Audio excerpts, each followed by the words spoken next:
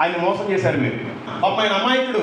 ఎంత అమాయకంగా ఈ భూమి మీదకి మానవ రూపంలో వచ్చాడు, ఎంత అమాయకంగా మన కోసం దెబ్బలు తిన్నాడు, ఎంత అమాయకంగా మన కోసం ఏడ్చబడ్డాడు, ఎంత అమాయకంగా మన కోసం సిలువలో మరణించాడు, తిరిగి 3వ రోజు లేచాడు.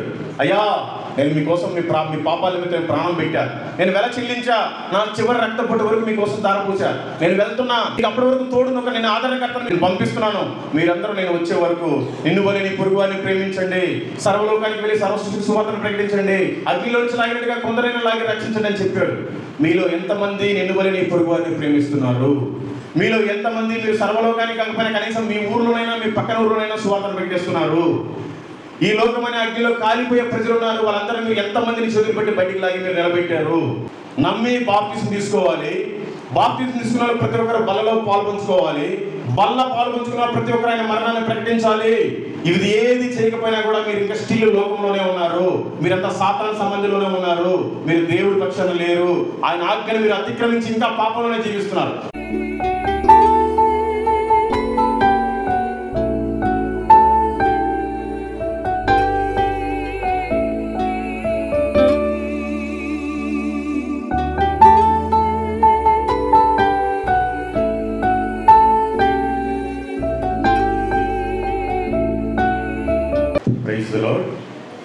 ఎందుకు పనికిరాని వాడని, ఎన్నిక లేని వాడని, అందరూ త్రోసివేసిన వాడని, ఆయనను నన్ను ప్రేమించి దేవాది దేవుడైన యేసయ్య ఇక్కడికి నడిపించినందుకు దేవునికి సమస్త ఘనత, మహిమ, ప్రభావములు చెల్లును గాక. నాకు ఈ అవకాశం ఇచ్చినటువంటి సంఘ కాపరికి నా హృదయపూర్వకమైన వందనాలు. అలాగే పెద్దలు ఉన్నారు, సంఘ పెద్దలు, వారికి కూడా నా హృదయపూర్వకమైన వందనాలు. అయ్యగారికి కూడా వందనాలు. ఇక్కడికి రావడానికి కారణం శాలేం రాజు అన్న, నాకు తెలుసు. ఆయనే పాస్టర్ గారికి పరిచయం చేసి పిలిపించాడు. ఆయనకి, ఆయన కుటుంబ సభ్యులకు కూడా ప్రేమపూర్వకమైన వందనాలు. మీ అందరికి కూడా ప్రేమపూర్వకమైన వందనాలు. ఈ చర్చ్ పేరు బాప్టిస్ట్ చర్చ్ అని ఉంది, కానీ స్త్రీల బాప్టిస్ట్ చర్చ్ అని అంటే బాగుండేది. అది ఎందుకని తర్వాత చెప్తాను, కొంచెం శ్రద్ధగా వినండి, ఏమనుకోకుండా. మళ్ళీ అవకాశం రాదేమో. నా పేరు మల్లికార్జునరావు. నేను ఒక హైందవ కుటుంబంలో జన్మించాను. నేను 4 సార్లు అయ్యప్ప మాల వేసుకున్నాను. 18 సార్లు తిరుపతి గుండు చేసుకున్నాను. కాశీ నుంచి కన్యాకుమారి దాకా ఉండే ప్రతి హైందవ టెంపుల్కి వెళ్ళిన మొక్కుబడులు తీర్చున్నాను, కానీ నాకు ఎప్పుడూ శాంతి సమాధానం లేదు. మీరు చెప్పండి, ఉన్నాయని పోయినాయి, బిజినెస్లు పోయినాయి, దేవుడి పని ఇంకా ఎందుకు చేయాలి? నాకు బైబిల్ ఒక వాక్యం బాగా గుర్తుంది. యేసు నాగట మీద ఒకసారి చేయి పెట్టి వెనకకు తిరిగిన వాడు నాకు పాత్రుడు కాడు అని. యేసుక్రీస్తు నా కోసం ఈ భూమికి వచ్చి ప్రాణం పెట్టాడు. నేను ఆయన కోసం పనిచేయాలని డిసైడ్ అయ్యా. ఇలాగ చేస్తూ ఉంటాను.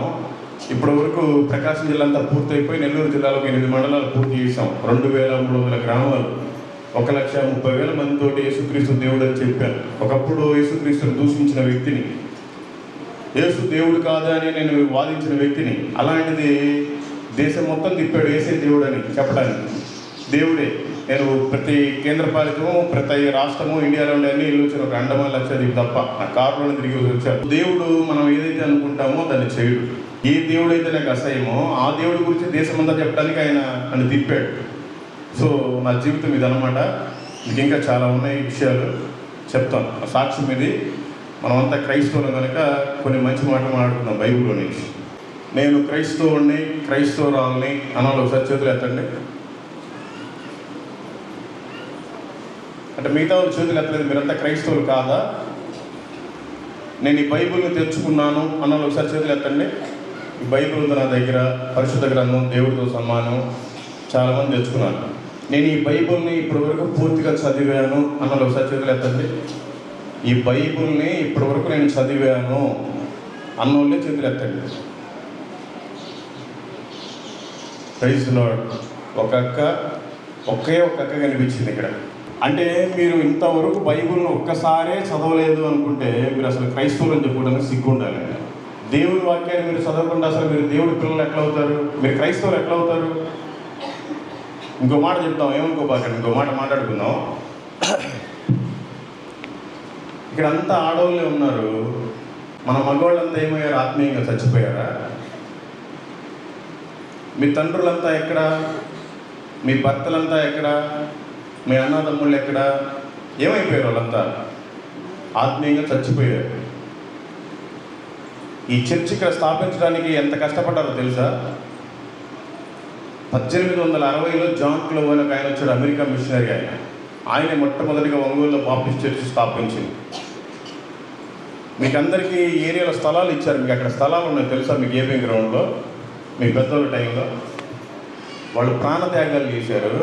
మీరేమో ఇంతవరకు కనీసం బైబిల్ని చదవలేదు. మీరు క్రైస్తవులు, మీలాంటి నామకార్థపు దుర్మార్గుల వల్ల నాలాంటి హిందువులు ఎవరు తెలుసుకోవట్లేదు దేవుణ్ణి.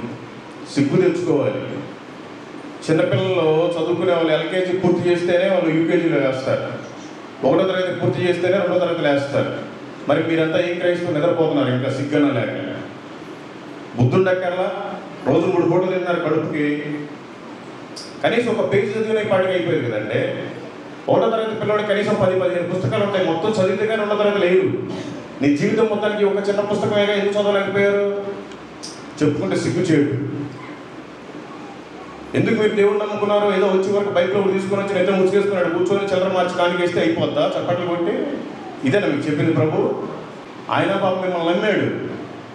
నువ్వెంత పాపంలో ఉన్నాయో నీకోసం వచ్చి పాపం ఈ భూమి మీదకి ఆయన కొట్టించుకొని, కిట్టించుకొని, ఉమ్మించుకొని, ప్రాణం పెట్టి చచ్చిపోయాడు.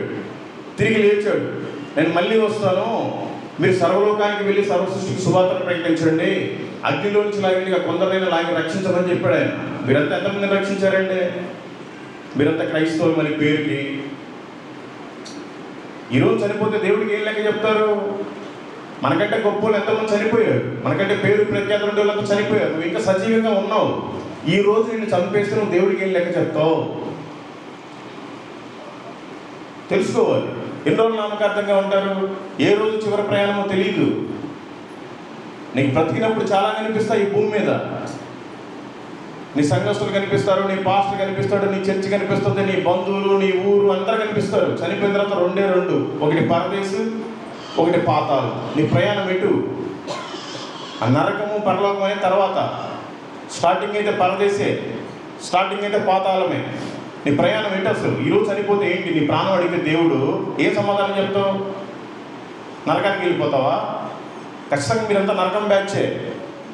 మీరంతా ఇంకా నామకార్థంగా చర్చకొస్తున్నారు. మీ మగవాళ్ళందరూ చచ్చిపోయారు అసలు ఆల్రెడీ ఇంకా ఆత్మీయంగా. కనీసం మీ ఇంట్లో ఉన్న మీరు తెచ్చుకోవాలి కదా. బైబిల్ ఉన్నంత చూడండి. రోమీయులకు రాసిన పత్రిక 8వ అధ్యాయము 14వ వచనం నేను చదువుతాను, మీరంతా గమనించండి. ఖచ్చితంగా చూపించే ప్రతి రిఫరెన్స్ మీరు ఇవాళ చదవాలి. ఇవాళ సాయంత్రం 5 అయినా సరే 10 అయినా సరే. ఎందుకు నేను ఇంత గట్టిగా నవ్వద్దు ఎవరు? కామెడీ కాదు దేవుడు మాటలంటే. ఎందుకు నేను ఇంత గట్టిగా చెప్తున్నానంటే, నేను ఎక్కడి నుంచి ఎంత దూరం నుంచి వచ్చినా కూడా నా డీజిల్ నేనే పంపించుకొని వచ్చాను, నా మంచినీళ్ళు నేనే తెచ్చుకున్నాను. ఇదిగోండి, మీ సంఘం నుంచి ఒక 100 రూపాయలు కానుకిచ్చినా కూడా ఏస్తున్నామో నేను తీసుకోను, ఫ్రీగా నేను సర్వీస్ చేస్తాను. దేవుడు నాకు ఉచితంగా రక్షణ ఇచ్చాడు, నేను కూడా ఉచితంగానే ప్రకటించేసి వెళ్ళిపోతాను. అందుకని మీరంతా ఖచ్చితంగా చదవాల్సిందే, ఖచ్చితంగా వినాల్సిందే. నేను వదిలిపెట్టేదాకా మీరు ఎక్కడికి వెళ్ళడానికి లేదు. ఏస్తున్నామో ప్రతి ఒక్కరు కూర్చోవాలి ఇక్కడే. చదవండి. రోమీయులకు రాసిన పత్రిక 8వ అధ్యాయం 14వ వచనం. దేవుని ఆత్మ చేత ఎందరూ నడిపింపబడుదురో వారందరూ దేవుని కుమారులై ఉందురు. ఇక్కడ ఒక కుమారులు లేరు. మహా అంటే ఒక మగవాళ్ళంతా పాపం 10 మంది ఉన్నారు. మిగతా కుమారులంతా ఏమైపోయారు? వాళ్ళని దేవుడు నడిపించకుండా ఇంకెవరు నడిపిస్తున్నాడు? దేవుడు చెప్పాడు కదా, నీ హృదయమే నా ఆలయం. ఆయన మన హృదయంలో ఉంటే ఆయనే మనల్ని నడుపుతాడు, ఆయన నడిపిస్తాడు. ఈ రోజున ఎంతమంది హృదయాల్లో ఎవరున్నారు? కారులో మంచి డ్రైవర్ ఉంటేనే మంచిగా డ్రైవ్ చేసుకుని తీసుకెళ్తాడు. అదే ఒక తాగుడు బూతులు పెట్టాము, ఒక కార్ ఎక్కడ చోట యాక్సిడెంట్ అయిపోద్ది. ఇంకా కూడా కొంతమంది నిద్రపోతున్నారు. సిగ్గుండాలి మీకు నిజంగా. ఇంత చెప్పిన ఎలా నిద్ర వస్తుంది మీకు? మీరేమని అనుకోండి, నేను ఇలాగే మాట్లాడతాను. నిద్రపోవద్దు, ఎదిగిపోతాను. నిద్రపోతే ఇంటికి వెళ్ళిపోయి పడుకోకండి. వాక్యం ఏమని చెప్తుంది? దేవుని ఆత్మ చేత ఎందరూ నడిపింపబడుదురో వారందరూ దేవుని కుమారులై ఉందురు. మరి ఈ రోజున ఆత్మతో నడిపింపే వాళ్ళంతా కుమారులంతా ఏమైపోయారు? చచ్చిపోయిన శవాల్లాగా తిరుగుతున్నారా? బయట మందు షాపుల దగ్గర, సిగరెట్ షాపుల దగ్గర తిరుగుతున్నారా? తాగి ఒక్కొక్కడు ఊపుకుంటా వస్తాడు. వీళ్ళంతా ఎవరితో నడిపింపబడుతున్నారు? మీరు దేవుని ఆలయం కదా, మీరే కదా దేవుని ఆలయం. మరెందుకు మీరు పాడు చేసుకుంటున్నారు? సిగరెట్లు తాగుతున్నారు, గుట్కాలు తింటున్నారు, మందు తాగుతున్నారు, ఇంటికి వచ్చి పిల్లల్ని భార్యని హింస పెడుతున్నారు. మీరు ఎలా దేవుడి కుమారులు అవుతారు? మీరు మరి ఎవరితో నడిపింపబడుతున్నారు తెలుసుకోవాలి.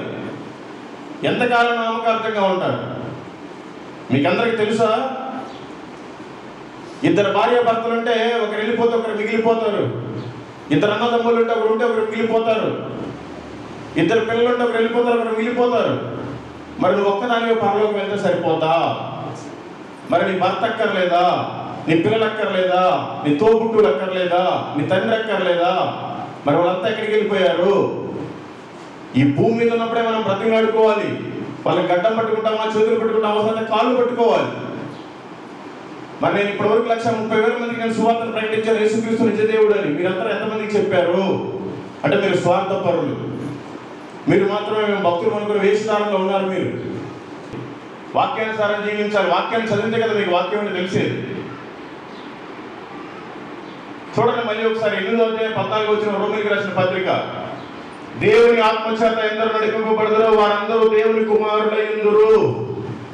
చాలా మందిని సాతాను నడిపిస్తున్నాడు. సాతాను ఆత్మ సంబంధాలు ఎక్కువ ఉన్నారు మన ఇళ్లలో కూడా. అందుకే వాళ్ళు ఇక్కడికి రాలా. చర్చిలో కూడా ఉన్నారు ఇంకా నిద్రపోయే వాళ్ళు. వాళ్ళంతా సాతాను ఆత్మలు బట్టిన వాళ్ళే. రాత్రి గడ్డి పెట్టడానికి వెళ్ళారా? లేదా దున్నపోసులు కోసుకొని మొత్తం ఆరేయడానికి వెళ్ళారా? ఇవన్నీ మాట్లాడితే పచ్చిగా మాట్లాడినట్టు ఉంటుంది. మరి ఎప్పుడు మారుతారు మీరు? సాతాను చేతుల్లో నుంచి విడిపింపబడండి. యేసుక్రీస్తు భూమి మీదకి ఎందుకు వచ్చాడంటే సాతాను తోటి నడిపింపడానికి కాదు. యేసుక్రీస్తు వారు పోతా ఆయన ఒక ఆదరణకర్తను పెట్టిపోయారు. పరిశుద్ధాత్మ దేవుడే మనం నడిపించేది. ఆయన నడిపింపులో మనం ఉండాలి. మనం ఈరోజు ఆయన నడిపింపులో ఉంటే అందరం మందిరంలో ఉంటాం. చనిపోయే ముసలాళ్ళ దగ్గర నుంచి పుట్టిన పిల్లల దాకా ఇక్కడ చర్చిలో ఉండాలి. మిగతా వాళ్ళంతా లేరంటే వాళ్ళంతా సాతానుతో నడిపింపబడుతున్నారు. దయచేసి మీ ఇంట్లో వాళ్ళని మీరైనా మార్చుకోండి. లేకపోతే భయంకరమైన నరకం ఉంది. అగ్ని ఆరదు, పురుగు చావదు. ఆ పోతే పనిలే, అప్పుడు ఎప్పుడో చూసుకోవచ్చు, చనిపోయిన తర్వాత అనుకుంటున్నారేమో. ఈ రోజే చనిపోతే నీ పరిస్థితి ఒకసారి చూసుకో. మనం సరిగ్గా ఉండం. మనకి ఇష్టం వచ్చిన వేషాలన్నీ వేస్తూ ఉంటాం. అట్లాగా వేస్తూ కూడా పైకి నేను భక్తులు అనుకుంటా ఉంటారు కొంతమంది. మీ గురించి కూడా వాక్యం రాయబడి ఉంది. మొదటి యోహాను రాసిన పత్రిక 1వ అధ్యాయం 8వ వచనం. మనము పాపము లేని వారమని చెప్పుకొనిన ఎడల మనలను మనమే మోసపుచ్చుకొందుము, మరియు మనలో సత్యం ఉండదు. అర్థమవుతుందండి? ఇంతవరకు బైబిల్ చదవలేదు, వాక్యానుసారం జీవించట్లేదు, 10 సార్లు చెప్పిన ఇక్కడ నిద్రైపోతున్నారు. మనమంతా పరిశుద్ధులు, సత్యవంతులు అనుకుంటే భ్రమలో ఉన్నారు మీరంతా. మీలో సత్యం లేదు, వేషధారుల వలె ఉన్నారు. అట్లాగే 10వ వచనం చదవండి. మనము పాపము చేయలేదని చెప్పుకునే ఎడల ఆయనను అబద్ధికులుగా చేయువారమగుదుము, మరియు ఆయన వాక్యము మనలో ఉండదు.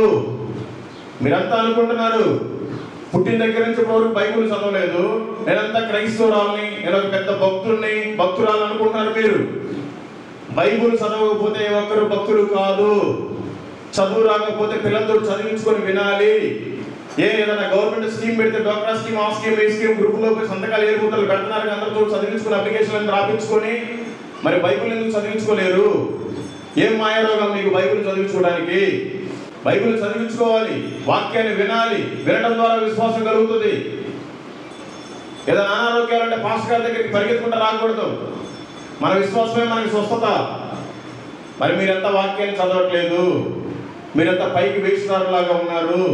దయచేసి చదవండి. ఇప్పటి నుంచి అయినా వాక్యం వింటున్నారు, వెళ్ళిపోతున్నారు, ఏం ఉపయోగం లేదు. పాపం మీకు ఒక మంచి దైవజనుడిని పెట్టాడు, మంచి గాండ్రిచ్చు సింహం అనే పాట పాడాడు ఆయన. ఆ పాటలో మీరంతా ఇక్కడ గంతులు వేయాలి. మరి నేర్పించి మళ్ళీ నిద్రపోతున్నారు మీరంతా. చెప్పే వాక్యం అంతా ప్రతి సండే వింటారు. మీరు వెళ్ళి బయట రోడ్ల మీద ఏం చేస్తున్నారు? సిగరెట్లు తాగేవాడు సిగరెట్లు తాగుతూనే ఉంటాడు, మందు తాగేవాడు మందు తాగుతూనే ఉంటాడు, ఇంటి పక్కన వాళ్ళతో గొడవ వేసుకుంటూనే ఉంటుంది. ఇక్కడికి రాగానే మాత్రం మంచి ముసుగేసుకొని మంచిగా నేను అంత భక్తురాలు ఇంకెవరు లేరంటగా వస్తూ ఉంటారు. మీరంతా భక్తులు కాదు, భక్తిహీనుల్లో ఉన్నారు. మీరంతా భక్తిహీనతలో ఉన్నారు, తెలుసుకోండి. యాకోబు రాసిన పత్రిక 1వ అధ్యాయం 22వ వచనం. మీరు వినువారు మాత్రమై ఉండి మిమ్మల్ని మీరు మోసపుచ్చుకొనకుండా వాక్య ప్రకారము ప్రవర్తించువారునై ఉండుడి. మళ్ళీ ఒకసారి వినండి. మీరు వినువారు మాత్రమై ఉండి మిమ్మల్ని మీరు మోసపుచ్చుకొనకుండా వాక్య ప్రకారము ప్రవర్తించువారునై ఉండుడి. మీరు వాక్య ప్రకారమే ఉంటున్నారండి, ఇక్కడ చెప్పేది మొత్తం వింటున్నారు. అది ఈ డోర్ కూడా దాటక ముందే వదిలేసి వెళ్ళిపోతున్నారు వాక్యాన్ని. మీ హృదయంలో భద్రపరుచుకోవాలి కదా, వాక్యానుసారం మీరు బ్రతకాలి కదా. మీ పిల్లలు ఎలా ఉంటున్నారు, వాళ్ళ వేషాలు ఎలా ఉంటున్నాయి? కొంతమంది చదువులే సంధ్య లేదు, ఐటీ బీటీలో ఉంటారు. ఐటీ అంటే ఇంట్లో తిరగడం, బీటీ అంటే బయట తిరగడం, ఇదే పెత్తనాలు వాళ్ళకి. వాళ్ళ గురించి కూడా దేవుడు ఇక్కడ రాసి పెట్టున్నాడు. మీ పిల్లల గురించి చూడండి ఒకసారి. 2వ తెస్సలోనికీయులకు రాసిన పత్రిక 3వ అధ్యాయము 11వ వచనం. మీలో కొందరు ఏ పనియు చేయక పరుల జోలికి పోవచ్చు అక్రమముగా నడుచుకొనుచున్నారని వినుచున్నాను. ఈ పత్రిక రాసింది పౌలు గారు. ఆయన తెస్సలోనికీయుల దగ్గరికి వెళ్ళినప్పుడు ఆ పత్రాడు, మీలో కొందరు ఏ పనియు చేయక పరుల జోలికి పోవచ్చు అక్రమముగా నడుచుకొనుచున్నారని వినుచున్నాను. మన పిల్లల కటింగ్లు ఎలా ఉన్నాయి? వాడు ఎవరినో ఒక హీరోని చూసి ఫాలో అవుతాడు. నీ హీరో ఎవడో? నీ హీరో యేసు. ఎవడన్నా విరాట్ కోహ్లీ ఎలా కొట్టించుకున్నాడు కటింగ్, వాడి కటింగ్ అట్లా ఉంటుంది. వెనకాల తోక, ఈ పక్క మొత్తం 3 గీతలు 4 గీతలు, ఇదా కటింగ్. తెలుసుకోవాలి, మన పిల్లలు మనమే సరిగ్గా సక్రమంగా పెట్టుకోవాలి. మంచి బట్టలు పుట్టినరోజు కానీ క్రిస్మస్ కానీ ఈస్టర్ కానీ కొనిస్తారు. ఆ మోకాళ్ళ దగ్గర ఎలికలు కొడతాయో తెలియదు, లేకపోతే చెంపాదులు చింపుతాయో తెలియదు. ఆ చినిగిపోయిన బట్టలు. ప్రతి ఒక్కరికి సెల్ ఫోన్ ఇస్తారు, వీడియో గేములు, వాడి ఇష్టం. ఇక్కడెక్కడే ఉంటాడు, వాడు ఏం చేస్తాడో తెలియదు. వినయ్ కొట్రా, కాలురా, అదిరా ఇదిరా, ఇడిడే పిచ్చి పిచ్చిగా మాట్లాడుకుంటాడు గేమ్ ఆడేటప్పుడు. పిల్లల సెల్ ఫోన్ అసభ్యకరమైన చూస్తున్నారు, దేవుడికి దూరం అయిపోతున్నాడు. పరిశుద్ధాత్మ దేవుడు దుఃఖ పెడుతున్నారు, పరిశుద్ధాత్మ దేవుడు వెళ్ళిపోతున్నాడు. సాతాను గాడు పట్టుకుంటాడు మన పిల్లల్ని. తెలుసుకోవాలి. ఎన్ని రోజులు నామకార్థంగా ఉంటారు? మనం భక్తిలోనే ఉంటాయి కదా, మన పిల్లల భక్తిలో ఉంటారు. మనమే పిల్లల ముందు అమ్మ బూతులు తిట్టుకుంటాం ఇంట్లో భార్య భర్తలతోటి. ఇంకా పిల్లలు లేకుండా ఎలా ఉంటారు? తెలుసుకోవాలి. రోజులు సరిగ్గా లేవు, ఏ రోజు చివరి రోజు తెలియదు. ఇర్మియా గ్రంథము 4వ అధ్యాయము 22వ వచనం. నా జనులు అవివేకులు, వారు నన్ను ఎరుగరు, వారు మూఢులైన పిల్లలు, వారికి తెలివి లేదు. కీడు చేయుటకు వారికి తెలియను గాని మేలు చేయుటకు వారికి బుద్ధి చాలదు అని వాక్యం సెలవిస్తుంది. మీ పిల్లలకి కీడు చేయడానికే తెలుసంట, మేలు చేయడానికి అసలు బుద్ధే లేదంట. వాక్యం సెలవిస్తుంది. మీ పిల్లల బుద్ధి కలిగిన వాళ్ళు అయితే ఈ రోజులు మీ దగ్గర ఉండాలి. అందరూ ఏ గాలికి తిరుగుతున్నారు? మీ గాలిళ్ళు. పిల్లల్ని కన్నారు, సరిగ్గా వాళ్ళని పోషించుకోవాలిగా, చిన్నప్పటి నుంచే కంట్రోల్లో పెట్టుకోవాలిగా. ఎందుకు విచ్చలవిడిగా తిరుగుతున్నారు? ఒకవాడు స్టైల్గా బండి మీద పెద్ద సిలువేస్తాడు, వాడికి మంచి బైబిల్లో ఉండే మంచి ప్రవక్త పేరు పెడతారు. ఆడికి పోయి సిగ్గు లేకుండా సిగరెట్లు తాగుతాడు, సిగ్గు లేకుండా పోయి అమ్మాయిలు కామెంట్ చేసుకుంటూ తిరుగుతారు. మందు షాపుల దగ్గర కనపడేది ఎక్కువ క్రైస్తవుల బండ్లే. అన్ని యాకోబు, యేసోబు, ఏలియా, మరియమ్మ, ఆయమ్మ, అయ్యమ్మ అనే పేర్లు ఉంటాయి బండ్ల మీద. సిగ్గు లేకుండా పోయి వైన్ షాప్ బయట పార్క్ చేస్తుంటారు, లోపల ముందు అవుతూ ఉంటారు. ఇది మన క్రైస్తవ్యం. ఏమైపోతుంది క్రైస్తవ్యం? ఎందుకు వేరే వాళ్ళు దేవుడిని తెలుసుకోవట్లేదు హిందువులు? ఎందుకు అనేక మందిని సత్య మార్గంలో నడిపించలేకపోతున్నారు? మనం సరిగ్గా లేవు కాబట్టి నడిపించలేకపోతున్నాం. అదే మనం సరిగ్గా ఉంటే అనేక మంది నడుస్తారు. తెలుసుకోవాలి. కీర్తనల గ్రంథము 26వ కీర్తన 4వ చరణం. మీరు ఎవరితో సహవాసం చేస్తున్నారు? మనమంతా క్రైస్తవులం, మారు మనసు పొందాము, బాప్తిసం తీసుకున్నాము, ఆయన బలలో చేయి వేస్తున్నాం. ఎవరికి మాదిరిగా ఉండాలి? ఎవరితో మన సహవాసంగా ఉండాలి? కీర్తనలో 26:4, పనికి మారిన వారితో నేను సాంగత్యము చేయను, వేషధారులతో పొందు చేయను. ఈ కీర్తన దావీదు గారు రాశారు. దావీదు వంశంలోనే యేసుక్రీస్తు వారు పుట్టారు. అంత గొప్ప వ్యక్తి దావీదు. దావీదుని మనం ఫాలో అవ్వాలి. ఆయనే చెప్తున్నాడు, నేను పనికి మారిన వారితో సాంగత్యము చేయను, వేషధారులతో పొందు చేయను అని చెప్తున్నాడు. ఈ రోజున మన ఫ్రెండ్షిప్ ఎవరితో ఉంది? ఈరోజు మన పిల్లల ఫ్రెండ్షిప్ ఎవరితో చేస్తున్నారు? వేషధారులతో చేస్తున్నారా? వేషధారులతో సాంగత్యం చేస్తే మీరు కూడా వ్యభిచారులు అయిపోతారు. తెలుసుకోండి. మనమంటూ ఒక నిష్ట కలిగి ఉండాలి. ఏదో ఇది మన 40 రోజులు చేసే భక్తి కాదు, జీవితం మొత్తం నిష్టగానే ఉండాలి. ఎస్, నేను దేవుడిని నమ్ముకున్నాను, మారు మనసు పొందాను, బాప్తిసం తీసుకున్నాను, నేను సాక్షిగా ఉండాలి. అల్లరి చిల్లర మాటలు మాట్లాడకూడదు, ఏదో ఏకైకలు పక్కపక్కలు చేయకూడదు, కామెడీలు తమాషాలు చేయకూడదు. సీరియస్గా ఉండాలి. ఏ రోజు చివరి రోజు తెలియదు. ఈ రోజు సాయంత్రం నాది చివరి రోజు అనుకోవాలి. ఈరోజు ఆదివారం చర్చికి వచ్చామంటే నాది ఇదే చివరి ఆదివారం, వచ్చే ఆదివారం నేను పరలోకంలో ఉంటాను అనుకోవాలి. నిజంగా నేను చనిపోతే ఏం చేస్తావు? ఈ రోజు చనిపోతా అంటే మనకి ఎంత భక్తి ఉండాలి.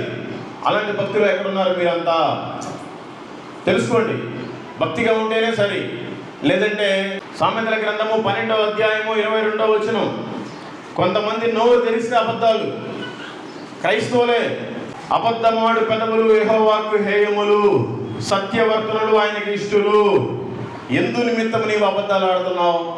ఈ కూటి కోసమేనా? ఈ లోకంలో ఈ బ్రతకడానికైనా, ఈ దరిద్రమైన బ్రతుకు బ్రతకడానికి నువ్వు అబద్ధాలు నోరు తెరిస్తే? నువ్వు పనిచేసే దగ్గర నువ్వు నిజాయితీగా ఉండలేవా? నువ్వు చేసే వ్యాపారంలో నువ్వు నిజాయితీగా ఉండలేవా? నువ్వు వెళ్ళే కూలి పనులు నువ్వు నిజాయితీగా ఉండలేవా? ఎందుకు ఉండలేకపోతున్నారు? మనోళ్ళంతా కొంతమంది వేలుదారి పనులు ఎక్కువగా ఉంటారు. వాళ్ళంతా నీ దగ్గరికి పనికి వస్తాను లక్షల ప్లాన్ తీసుకుంటారు. అక్కడికి వెళ్ళిపోగానే ఏదో పెళ్లి చూపులకి వెళ్ళినట్టుగా వాళ్ళ ఇల్లు వాకి చూసి పారిపోయి వస్తారండి. తర్వాత ఫోన్లు కూడా ఎత్తారు. మళ్ళీ రిటర్న్ వస్తే ఎస్సీ ఎస్టీ కేసులు పెడతారు. ఇదేనా పద్ధతి క్రైస్తవులకి? ఇట్లాగే ఉన్నారా మనం ఎలా ఉండాలి? మాదిరికరంగా ఉండాలి కదా అనేక మందికి. ఎందుకు మాదిరికరంగా ఉండలేకపోతున్నాం? అబద్ధాలు. ఎవరికైనా డబ్బులు ఇవ్వాలి, అయ్యా నా దగ్గర పరిస్థితి బాగోలేదు, నేను వచ్చే నెలలో ఇస్తా, లేదంటే 2 నెలల టైం ఇస్తా, నాకు కొద్దిగా టైం ఇయ్యని వినయంగా ప్రేమ గడితోడు ఎందుకు ఆగడు? నువ్వు ఎక్కువ మాట్లాడద్దు, రేపు పొద్దున్న రాబో నీ డబ్బులు నీకు పారేస్తానంటారు. రేపు పొద్దున్న రాగానే వాడు కనపడ్డు, ఇంట్లోనే ఉంటాడు, భార్య బయటకు వచ్చి అబద్ధం చెప్పింది. ఇది ఒకటేనే కాదు, చాలా రకాలుగా. ఎందుకు అసలు అబద్ధాలు చెప్పాలి? మన పెదవులతోటి కనుక అబద్ధాలు చెప్తే ఆయన మనలో ఉండడు. మనమంతా సైతాను సంబంధంలాగా మారిపోతాం. మనం దేవుడి సంబంధంగా ఉండాలి. సైతాన్ గారు మోసపుచ్చుతున్నాడు. నిన్ను అబద్ధాల రూపంలోనైనా సరే నిన్ను ట్రాక్ తప్పిస్తున్నాడు, భక్తిలో నుంచి భక్తిహీనతలోకి. నిన్ను వ్యభిచారంలోకైనా ఎవరన్నా ఒక అబ్బాయి ఒక అమ్మాయి నచ్చితే నువ్వు పక్కకి వెళ్ళిపోతున్నావు దేవుళ్ళ నుంచి. ఏదో చిన్న వాటి కోసం, తాత్కాలిక జీవితం కోసం పక్కకి వెళ్ళిపోతున్నావు. అది కరెక్ట్ కాదు. మనం అబద్ధం ఆడకూడదు, సత్యవర్తులుగా ఉండాలి. అప్పుడే మనం ఆయనకి ఇష్టలుగా ఉంటాం. ఈ లోకం కోసమే అబద్ధాలు చెప్పి సాతాను బంధించి మనం ఎందుకు సాతాను పిల్లం అవ్వాలి? ఫిలిప్పీయులకు రాసిన పత్రిక 3వ అధ్యాయము 19వ వచనం, నాశనమే వారి అంతము, వారి కడుపే వారి దేవుడు, వారు తాము సిగ్గుపడవలసిన సంగతులన్నీ అతిశయపడుచున్నారు, భూ సంబంధమైన వాటి ఎందే మనసు ఉంచుతున్నారు. ఈ లోకంలో ఈ జానెడు పొట్ట కోసం, ఈ మూరెడు బట్ట కోసం ఎన్నో అబద్ధాలు, ఎన్నో మోసాలు, ఎన్నో రాజకీయాలు చేస్తాం. దేనికి? ఈ లోకంలో ఓన్లీ తిండి కోసం కాదు బ్రతికేది. యేసుక్రీస్తు మన కోసం వచ్చి ప్రాణం పెట్టాడు, ఆయన మళ్ళీ తిరిగి వెళ్ళాడు, మనకంటే ఒక లెక్క ఒప్పచెప్పి వెళ్ళాడు. ఆ లెక్కను మళ్ళీ ఆయనకు ఒప్పచెప్పాలి. దీని నిమిత్తం బ్రతకాలి. ఏదో ఆదివారం వచ్చామా, మనకు తెలిసిన దగ్గరికి వెళ్ళామా, 2 ఎమ్మకలు ఎక్కువ వేయించుకున్నామా, 2 కొవ్వు ముక్కలు ఎక్కువ వేయించుకున్నామా, కొంత వండుకున్నామా, కొంత అంటేసుకుని వచ్చామనేది కాదు. సిగ్గులేని బ్రతుకు బ్రతకూడదు. తినేటప్పుడు తినాలి, చేసేటప్పుడు చెయ్యాలి. మీలాగే బైబిల్లో ఒక వ్యక్తి ఉన్నాడు. ఈ లోక కూటి కోసం హక్కుని అమ్మేసుకున్నాడు. ఇంకా కూడా ఒక పెద్ద నిద్రపోతా విచిత్రమైన కోపం తీసి బయటికి వేయాలనిపిస్తుంది. హెబ్రీయులకు రాసిన పత్రిక 12వ అధ్యాయం 16వ వచనం, ఒక్క పూట కూటి కొరకు తన జ్యేష్ఠత్వపు హక్కును అమ్మివేసిన ఏశావు వంటి భ్రష్టుడైనను వ్యభిచారి అయినను ఉండునేమో అని జాగ్రత్తగా చూసుకొనుడి. చూడండి, అందరూ ఒకసారి చదవండి. ఈ లోకంలో బ్రతకడం కోసం నువ్వు ఎన్నో అబద్ధాలు ఆడుతున్నావు, ఎన్నో మోసాలు చేస్తున్నావు. మనలాగే ఒక్క పూట కూటి కోసం జ్యేష్ఠత్వాన్ని అమ్మేసుకున్నాడు ఏశావు. మరి మనం దేనికి అమ్మేసుకుంటున్నాం మన హక్కుని? చూడండి, దేవుడు మనకి ఇచ్చిన హక్కు ఏంటి? సామెతలు 23వ అధ్యాయం 21వ వచనం, ఏశావు ఒక్క పూట కోసమే అమ్మేశాడు. కొంతమంది త్రాగటానికి తినటానికి తన హక్కును అమ్మేసుకున్నాడు. ఏమి హక్కు అంటే, మనం దేవుడి కుమారులం, దేవుని కుమార్తెలం. కానీ చిన్న తాత్కాలికమైన దానికోసం దేవుని కుమారుడు కుమార్తె అనే హక్కును కోల్పోయి సాతాను గొడవల్లో పడిపోతున్నాం. అందుకే ఇక్కడ సామెతల కింద రాసిన చూడండి, త్రాగుబోతులను తిండిబోతులను దరిద్రులగుదురు. ఆదివారం వచ్చిందంటే చాలు, ఎక్కడ మంచిది కోస్తున్నారు, ఎక్కడ మంచిగా మనకి 2 ముక్కలు ఎక్కువ వేస్తారు, మనకి చర్చి గుర్తురాదు. ఆదివారం నేను, నా పిల్లలు, నా భర్త అందరం కలిసి ఆయన ఆరాధించాలి, ఆయన సన్నిధిలో నేను గడపాలని గుర్తు రావట్లేదు మీకు? 10:30కే మీ చర్చి టైం. ఎన్ని గంటలకు వచ్చారండి మీరంతా? నేనేం కదండి, చాలా కిలోమీటర్లు జరిగి వచ్చాను టయానికి. మీరు ఎందుకు రాలేకపోతున్నారు? దేవుడు అంటే మీకు లెక్కలేదు. అదే మీరు మటన్ కొట్టేవాడి దగ్గరికి అయితే పొద్దున 5 గంటలకు లేకపోతే దగ్గర అయిపోద్ది. దానికైతే వెళ్తారు. అంటే మీరు తినటం కోసం చదువుతున్నారు, మీరేమో తినటం కోసం, వాళ్ళేమో తాగటం కోసం. త్రాగుబోతులు తిండిబోతులు అంటే దరిద్రులు అవుతారంట, బైబిల్ గ్రంథం చెప్తుంది. మరి ఈ రోజున మనకి లేమి కలుగుతుందంట. అందుకే మందిరం అంటే ఒక పంచువాలిటీ లేదు, ఒక టయానికి రావాలని లేదు, వాక్యాన్ని శ్రద్ధగా వినాలని లేదు. మన పాటికి మనం వింటానే ఉంటాం, మన పిల్లల కింద పడి బొల్లాడుతూనే ఉంటారు. సామెతల గ్రంథము 20:4 విత్తులు వేయు కాలమున సోమరి దున్నడు, కోత కాలమున పంటను గూర్చి వాడు విచారించినప్పుడు వానికి ఏమీ లేకపోవును. వర్షాలు పడి అదును వచ్చినప్పుడే అందరు దున్నుకొని విత్తనాలు వేసుకోవాలి. నువ్వు సోమరి, నువ్వు ఎప్పుడు విత్తనాలు వేస్తున్నావు? అందరు కోసేటప్పుడు వేస్తున్నావు. ఎందరికో రక్షణ లేదు. ఒక రోజున పరిశుద్ధాత్మ దేవుడు భూమిని వదిలేసి వెళ్ళిపోతున్నాడు. ఆయన వెళ్ళిపోయిన తర్వాత మీకు రక్షణ దొరకమన్నా దొరకదు. ఆయన ఈ భూమి మీద ఉన్నప్పుడే నువ్వు రక్షణ పొందుకోవాలి. పరిగెత్తాలి కదా నువ్వు దేవుడి మందిరానికంటే. కరెక్ట్గా నువ్వు సమయానికి రావట్లేదు. నువ్వు ఎక్కడికైనా వెళ్ళడానికి బస్సు రిజర్వేషన్ చేసుకుంటావు, ట్రైన్ రిజర్వేషన్ చేసుకుంటావు, టైంకి రాకపోతే ఉంటుంది, అది వెళ్ళిపోతుంది. అంటే నీకు దానికంటే చీపు. దేవుడు అంటే లెక్క లేదు, దేవుడు అంటే భక్తి లేదు. ఎందుకు సమయానికి రాలేకపోతున్నాడా? మన దేవుడేలే, మనం పోయేదాకా ఉంటాడులే అని మీకు గర్వం. విర్రవీగిపోతున్నారు అందరూ. బాప్టిస్ట్ చర్చ్ అంటే ఒక మాదిరికరం, ఒక మిషనరీ. ఎక్కడి నుంచో వచ్చి ప్రాణాలు అర్పించారు ఈ మందిరాలు స్థాపించడం కోసం. ఎంతోమంది రోజు చనిపోతున్నారు, ఎంతోమంది హాస్పిటల్ పాలవుతున్నారు. ఎందరో దౌర్భాగ్యులు. అలాంటి దౌర్భాగ్యంలో నుంచి మనల్ని ఎన్నుకున్నాడు కదా ప్రభు. మనకు మంచి ఆరోగ్యం ఇచ్చాడు కదా, మంచి కుటుంబాన్ని ఇచ్చాడు కదా, మంచి పనిని ఇచ్చాడు కదా. మరి ఎందుకు మనం దేవుడి మందిరానికి సమయానికి రాలేకపోతున్నాం? వాక్యానికి ఎందుకు లోబడి బ్రతకలేకపోతున్నాం? ఒక్క రోజున నా జీవితంలో టయానికి వచ్చావా చర్చికి? మళ్ళీ మీరంతా క్రైస్తవులే. నువ్వే టయానికి రాకుండా చర్చికి నీ చిల్లర డబ్బులు ఎవరికి కావాలంటే కానుకేస్తే దేవుడికి అవసరమా చిల్లర డబ్బులు?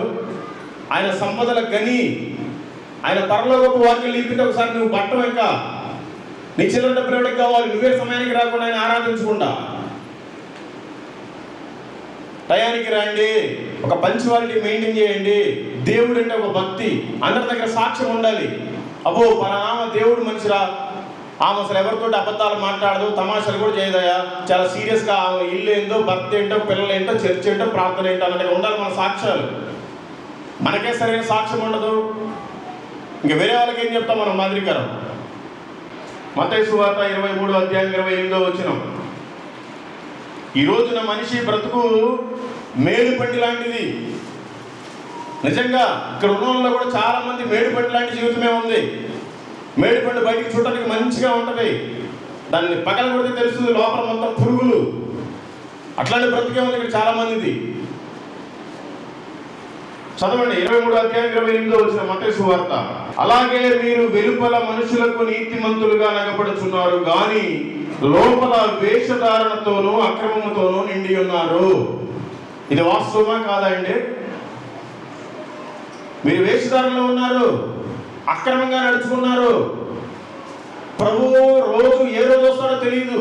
ఇంకా నువ్వే సరిగ్గా మారట్లేదు, ఆయన రావట్లేదు, ఆలస్యం, నీకు టైం ఇస్తున్నాడు ఈ రోజున్న లాస్ట్ రోజు మారమని. మారకపోతే ఎట్లా?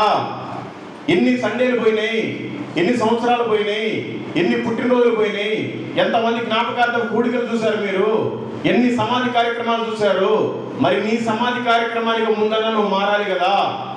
ఎందుకు మారలేకపోతున్నారు? ఇర్మియా గ్రంథము 3:22 సరే, ఇప్పటి వరకు జరిగింది ఏదో జరిగింది, అయిందేదో అయిపోయింది. ఇప్పటి నుంచైనా ఒక తీర్మానం చేసుకొని ప్రభువుకు సాక్షిగా బ్రతకాలి. లాస్ట్ వార్నింగ్ అనుకోవచ్చు ప్రభువుది. చదవండి ఇర్మియా గ్రంథము 3:22 భ్రష్టులైన బిడ్డలారా తిరిగి రండి, మీ అవిశ్వాసమును నేను బాగు చేసేదను. ఈ అవకాశం ఎవడండి? నువ్వేదైనా తప్పు చేసావా? తీసుకెళ్ళిపోయాడు పుట్టేలు వేలకు చెట్టు దగ్గర. నువ్వేదైనా తప్పు చేసావా? అమాంతం నీ జుట్టంతా గుండి చేపించుకొని రావాలి. నువ్వేదైనా తప్పు చేసావా? కొబ్బరికాయలో పూలదండలు కొట్టి రావాలి. నీకు ప్రభు ఏమనట్లా, మీ అవిశ్వాసమును నేను బాగు చేస్తాను, ఇప్పటికైనా తిరిగి నా దగ్గరికి రండి అని అంటున్నాడు ప్రభు. ఇప్పటికైనా మారితే మంచిది, మనవలను కూడా మనం మార్చుకుంటే మంచిది, లేదంటే భయంకరమైన పరిస్థితి ఉంటుంది. తెలుసుకోండి, ఇప్పటికైనా బుద్ధి తెచ్చుకొని కొత్త జీవితం ప్రారంభించాలి. యెహెజ్కేలు గ్రంథము 18:31 మీరు జరిగించిన అక్రమ క్రియలన్నిటినీ విడిచి నూతన హృదయమును నూతన బుద్ధియు తెచ్చుకొనుడి. ఇప్పటి వరకు జరిగించిన దాన్ని మొత్తాన్ని వదిలిపెట్టి నూతన బుద్ధిని మనం తెచ్చుకోవాలి. నూతన మారు మనసును మనం కలిగి ఉండాలి. అప్పుడు ఆయన మనల్ని యాక్సెప్ట్ చేస్తాడు. అంతేగాని మనమంతా దేవుని కుమారులు దేవుని కుమార్తెలు అంటే ఒట్టిదే. మీరు అసలు దేవుని కుమార్తెలే కాదు. మీరు దేవుని కుమార్తెలు అయితే అనేక మంది దేవుని కుమార్తెలు ఈ మందిరాన్ని తీసుకొచ్చేవాళ్ళు. మీరు దేవుని కుమార్తెలు అయితే బయట వాళ్ళు లేకపోయినా కనీసం మీ ఇంట్లో తెచ్చేవాళ్ళు. తీసుకురాలేదంటే నువ్వు దేవుడి కుమార్తెవే కాదు. మీ పనిలో ఈ లోకంలో ఈ కూటి కోసం ఇంటి కోసమే ఆరాటపడుతున్నావు, పోరాటపడుతున్నావు. కూలి పనికి పోతామా, దానికోసం ఆరాటపడతావు. ఈరోజు పని పోద్దని. ఏదైనా ఉద్యోగం చేస్తున్నావా, ఒకరోజు సెలవు పెడితే కుదరదని పరిగెత్తున్నావు. మరి ప్రభు నీ కోసం ప్రాణాలు పెట్టాడు. ఆయన పని ఎవరు చేస్తాడు?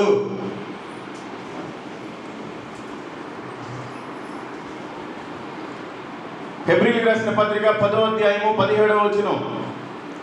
నువ్వు మారు మనసు పొందితే, ఇప్పటికైనా నువ్వు మారు మనసు పొందితే నువ్వు చేసిన పాపాలంట ఆయన ఎన్నటికీ జ్ఞాపకం కూడా చేసుకోడంట. నీకు ఎవరైనా ఏదన్నా ఒక్క మాట అంటే నీకు చచ్చిపోయేదాకా ఆ పౌరుషం పోదు, ఆ సిగ్గు పోదు, ఆ రోషం పోదు నీకు. మరి దాంట్లో రోషం ఉంటుంది, మరి దీంట్లో ఏది? నా జీవితం అంతా అయిపోతుంది, నేను ఎందుకు నిజమైన మారు మనసు పొందలేకపోతున్నాను, నేను ఎందుకు గొడ్రాల్లాగా ఉండాలి, ఆత్మీయతలో ఫలించలేకపోతున్నాను అని ఎందుకు మీకు లేదు? వారి పాపములను వారి అక్రమములను ఇక్కడ ఎన్నటికీ జ్ఞాపకము చేసుకున్నని ప్రభువు చెప్పుచున్నాడు. ఈ అవకాశం ఎవరికి లేదండి. మనమంటే ఒక్కసారి వచ్చి ప్రభువా ఇప్పటివరకు నేను తప్పు చేశాను, ఇప్పటివరకు నేను మందిరంలో ఎటువంటి పరిచర్య చేయట్లేదు, ఇప్పటివరకు నేను ఎటువంటి పాటలు పాడట్లేదు, ఎటువంటి వాక్యాన్ని చదవలేకపోతున్నాను, నా ప్రార్థన కూడా నేను ఇంట్లో చేసుకోలేకపోతున్నాను, కనీసం మందిరంలో మీ పరిచర్య కనీసం బూజు కూడా తొలపలేకపోతున్నాను, సేవకుడు చెప్పిన మాటకి నేను కనీసం లోబడలేకపోతున్నాను అని నువ్వు కనుక పశ్చాత్తాపడితే ఆయన నిన్ను క్షమిస్తాడంట. నువ్వు చేసిన పాపములు ఎప్పుడు ఆయన అసలు జ్ఞాపకమే చేసుకోడంట. ఇంత మంచి బంపర్ ఆఫర్ ఎవరెవరు ఒక యేసుక్రీస్తు మాత్రమే ఇస్తాడు. తెలుసుకోవాలి. మార్కు సువార్త 16వ అధ్యాయము 16వ వచనం. నమ్మి బాప్తిసం పొందినవాడు రక్షింపబడును, నమ్మని వానికి శిక్ష విధింపబడును. ఎంతమంది బాప్తిసం తీసుకున్నారంటే నేను బాప్తిసం తీసుకున్నాను అన్నవాళ్ళు ఒకసారి చేతులు ఎత్తండి. బాప్తిసం తీసుకున్నాను అన్నవాళ్ళు సగం మంది ఎత్తారు. దేవునికి స్తోత్రం. మిగతా వాళ్ళు ఎందుకు తీసుకోలేదు నేను చెప్తాను. ఇక్కడ ఏమనుందంటే వాక్యాన్ని అందరూ చదవండి. మార్కు సువార్త 16వ అధ్యాయం 16వ వచనం. నమ్మి, ఫస్ట్ నమ్మే, బాప్తిసం కాదు, నమ్మి వేరు, ఇది వేరే మాట. బాప్తిసము ఇది రెండో మాట. ఫస్ట్ నమ్మాలి ఒకటో మాట, రెండోది బాప్తిసం రెండో మాట. నమ్మి బాప్తిసం అనేది ఒకటి కాదు. నమ్మి బాప్తిసం పొందిన వాడు రక్షింపబడును. అంటే నమ్మటం వేరు, బాప్తిసం వేరు కాదండి, రెండు ఒకటే. నమ్మాలి, బాప్తిసం తీసుకోవాలి, అప్పుడే నువ్వు రక్షించబడ్డట్టు. నువ్వు బాప్తిసం తీసుకోకపోతే ఇంకా పాపంలోనే ఉన్నావు, ఇంకా నిద్రమత్తులోనే ఉన్నావు. నీకు సిగ్గుండాలి. ఎన్ని సంవత్సరాలైంది నువ్వు ప్రభువుని నమ్ముకొని బాప్తిసం ఎందుకు తీసుకోవట్లేదు? నువ్వు దేవుని కుమార్తె ఎలా అవుతావు? నమ్మి బాప్తిసం తీసుకుంటేనే నువ్వు దేవుని కుమారుడివి, దేవుని కుమార్తె అవుతావు. మీరు చాలా మంది నమ్ముతున్నారు, బాప్తిసం తీసుకోలేదు. ఇప్పుడు చెప్పండి, నేను బాప్తిసం తీసుకోలేదు అన్న వాళ్ళు ఒకసారి చేతులు ఎత్తండి.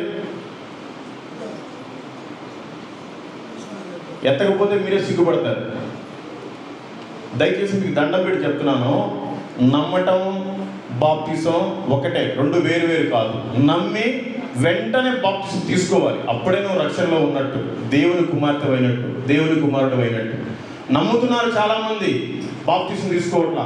ఏంటంటే నేను యేసయ్యని నమ్ముకున్నాను అంటున్నారు పేరుకి. అది నువ్వు రక్షణలో లేవు, ఇంకా దేవునికి నువ్వు దూరంగానే ఉన్నావు, నువ్వు పాపంలోనే జీవిస్తున్నావు. అది కరెక్ట్ కాదు. నమ్మిన వాళ్ళు వెంటనే బాప్తిసం తీసుకోవాలి, అప్పుడే నువ్వు రక్షణలోకి వచ్చినట్టు. లేదంటే మీకోసం భయంకరమైన వాక్యం రాసిపెట్టి ఉంది. నమ్మి బాప్తిసం పొందినవాడు రక్షింపబడును, నమ్మని వారికి శిక్ష విధింపబడును. శిక్ష అంటే ఏమిటంటే మీకు తెలుసా? మార్కు సువార్త 9వ అధ్యాయము 48వ వచనం. అందరూ చదవండి. నరకమున వారి పురుగు చావదు, అగ్ని ఆరదు. మీకు అందరికి తెలుసుగా, బైబిల్ గురించి మీరు చదవకపోయినా వినే ఉంటారుగా. మీకు ధనవంతుడు దరిద్రుడు తెలుసు కదా, లాజరు ధనవంతుడు తెలుసు కదా. ధనవంతుడంట, కోటీశ్వరుడు, బాగా గర్వంతో విర్రవీగిపోయేవాడు, తినడానికి ఏం తక్కువ ఉండేది కాదు, భయంకరంగా మంచి ఆస్తిపరుడు. దేవుడే దీవించాడు అతన్ని. కానీ మారు మనసు ఉంది కానీ రక్షణ లేదు, బాప్తిసం లేదు. ఆ ధనవంతుడు తిని రొట్టె ముక్కల్ని కింద వేస్తే అన్నం మెతుకులో రొట్టె ముక్కలు ఆ ఏరుకొని తినేవాడు ఒక దరిద్రుడు. ఒళ్ళంతా పుండ్లు, కుక్కలు వచ్చి నాకే, గజ్జనుకోవాలి ఒళ్ళంతా, కుక్కలు వచ్చి నాకే దరిద్రుడు. అలాంటి పరిస్థితుల్లో ఇద్దరు ఒకసారి చచ్చిపోయాడు. ఆ దరిద్రుడేమో అబ్రహాము రొమ్మున ఉన్నాడు పోయి, ఈ ధనవంతుడేమో పాతాళంలో యాతన పడుతున్నాడు. అయ్యా తండ్రి అయిన అబ్రహామా, ఇక్కడ యాతన పడలేకపోతున్నాను ప్రభువా, ఆ దరిద్రుని పంపించయ్యా, చిటికిన వేలు ఒక్కసారి ముంచైనా నా నాలుగు మీద వేస్తే నేను బ్రతుకుతానయ్యా అని కేకలు పెడుతున్నాడు. అందరూ అనుకుంటారు ఇంకా నరకానికి వెళ్ళిపోతే మనకి పరలోకం కనపడదు అని. నువ్వు పాతాళానికి వెళ్ళిపోయినా నీకు పరలోకం కనపడుతుంది.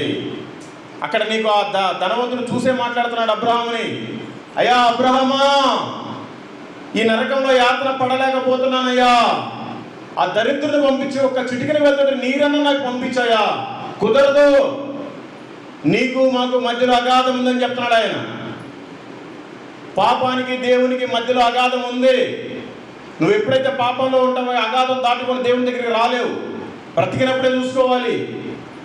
అయ్యా సరేనయ్యా, నాకంటే లేకపోయింది ప్రభా, నాకు 5 సహోదరులు ఉన్నారయ్యా, వాళ్ళకన్నా సువార్త చెప్పాడయ్యా, దరిద్రుడు ఒకసారి భూమి మీదకి పంపించాయా, కుదరదు, నువ్వు భూమి మీద ఉన్నప్పుడు వినలేదు, యేసు ప్రభు దేవుడు అని విన్నావు, చర్చికి వచ్చి నిద్రపోతున్నావు, నీకు దేవుడు అంటే లెక్కలేదు, బైబిల్ వాక్యాన్ని పాటించవు, వాక్యాన్ని చదవు, సేవకుడికి లోబడవు, మందిరంలో పరిచయం చెయ్యవు, నీ బ్రతుకు అక్కడే అంటున్నాడు ఆయన.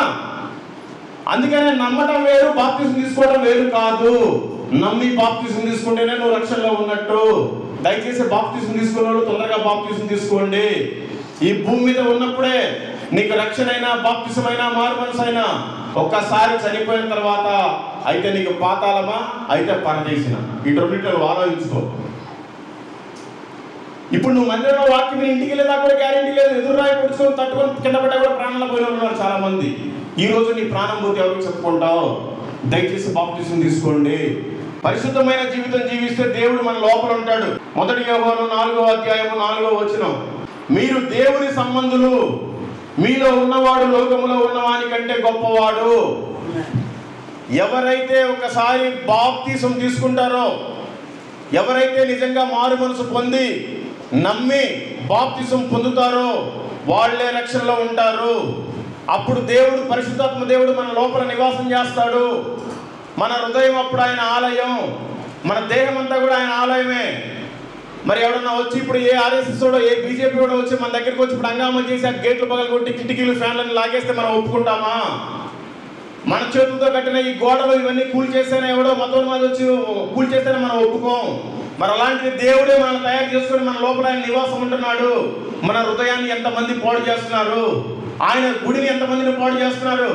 సిగరెట్లు తాగుతున్నావు, నీకేమో క్యాన్సర్ వస్తుంది, పరిశుద్ధాత్మ దేవుడే వెళ్ళిపోతున్నాడు.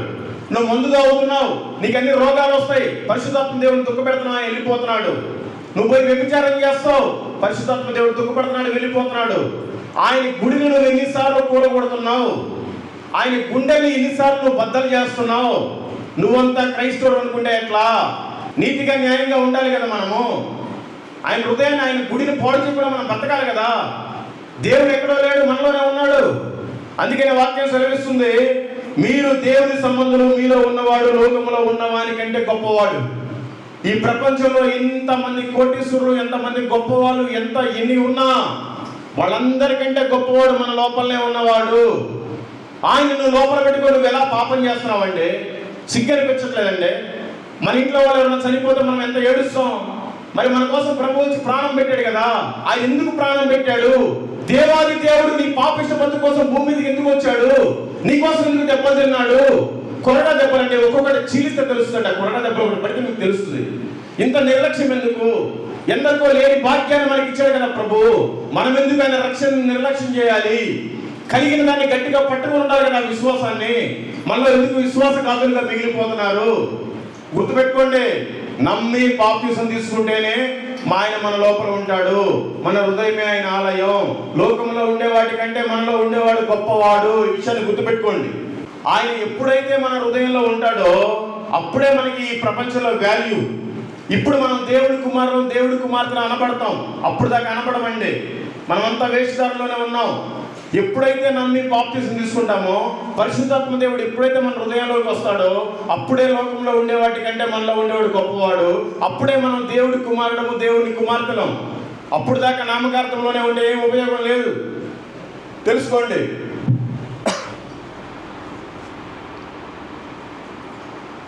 మీలో ఎంతమంది బాప్తిసం తీసుకున్న తర్వాత బల్లలో చేయి వేస్తున్నారండి? నేను బల్ల తీసుకుంటున్నాను, బల్లలో చేయి వేస్తున్నాను. ఒకసారి చేతులు ఎత్తండి. Praise God. చాలామంది తీసుకుంటున్నారు.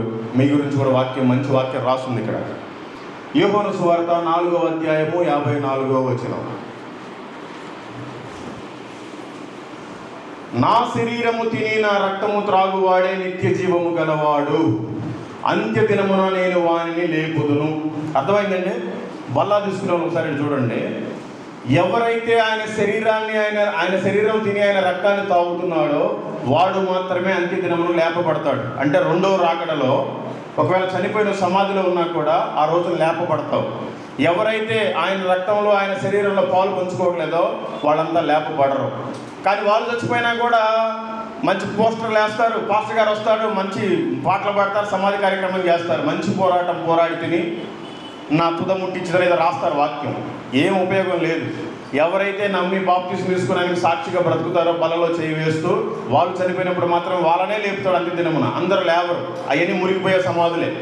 అట్లాగే 1 కొరింథీయులకు రాసిన పత్రిక 11వ అధ్యాయము 26వ వచనం. మీరు ఈ రొట్టెని తిని ఈ పాత్రలోని త్రాగునప్పుడెల్లా ప్రభువు వచ్చు వరకు ఆయన మరణమును ప్రచురించుదురు. అర్థమైందండి?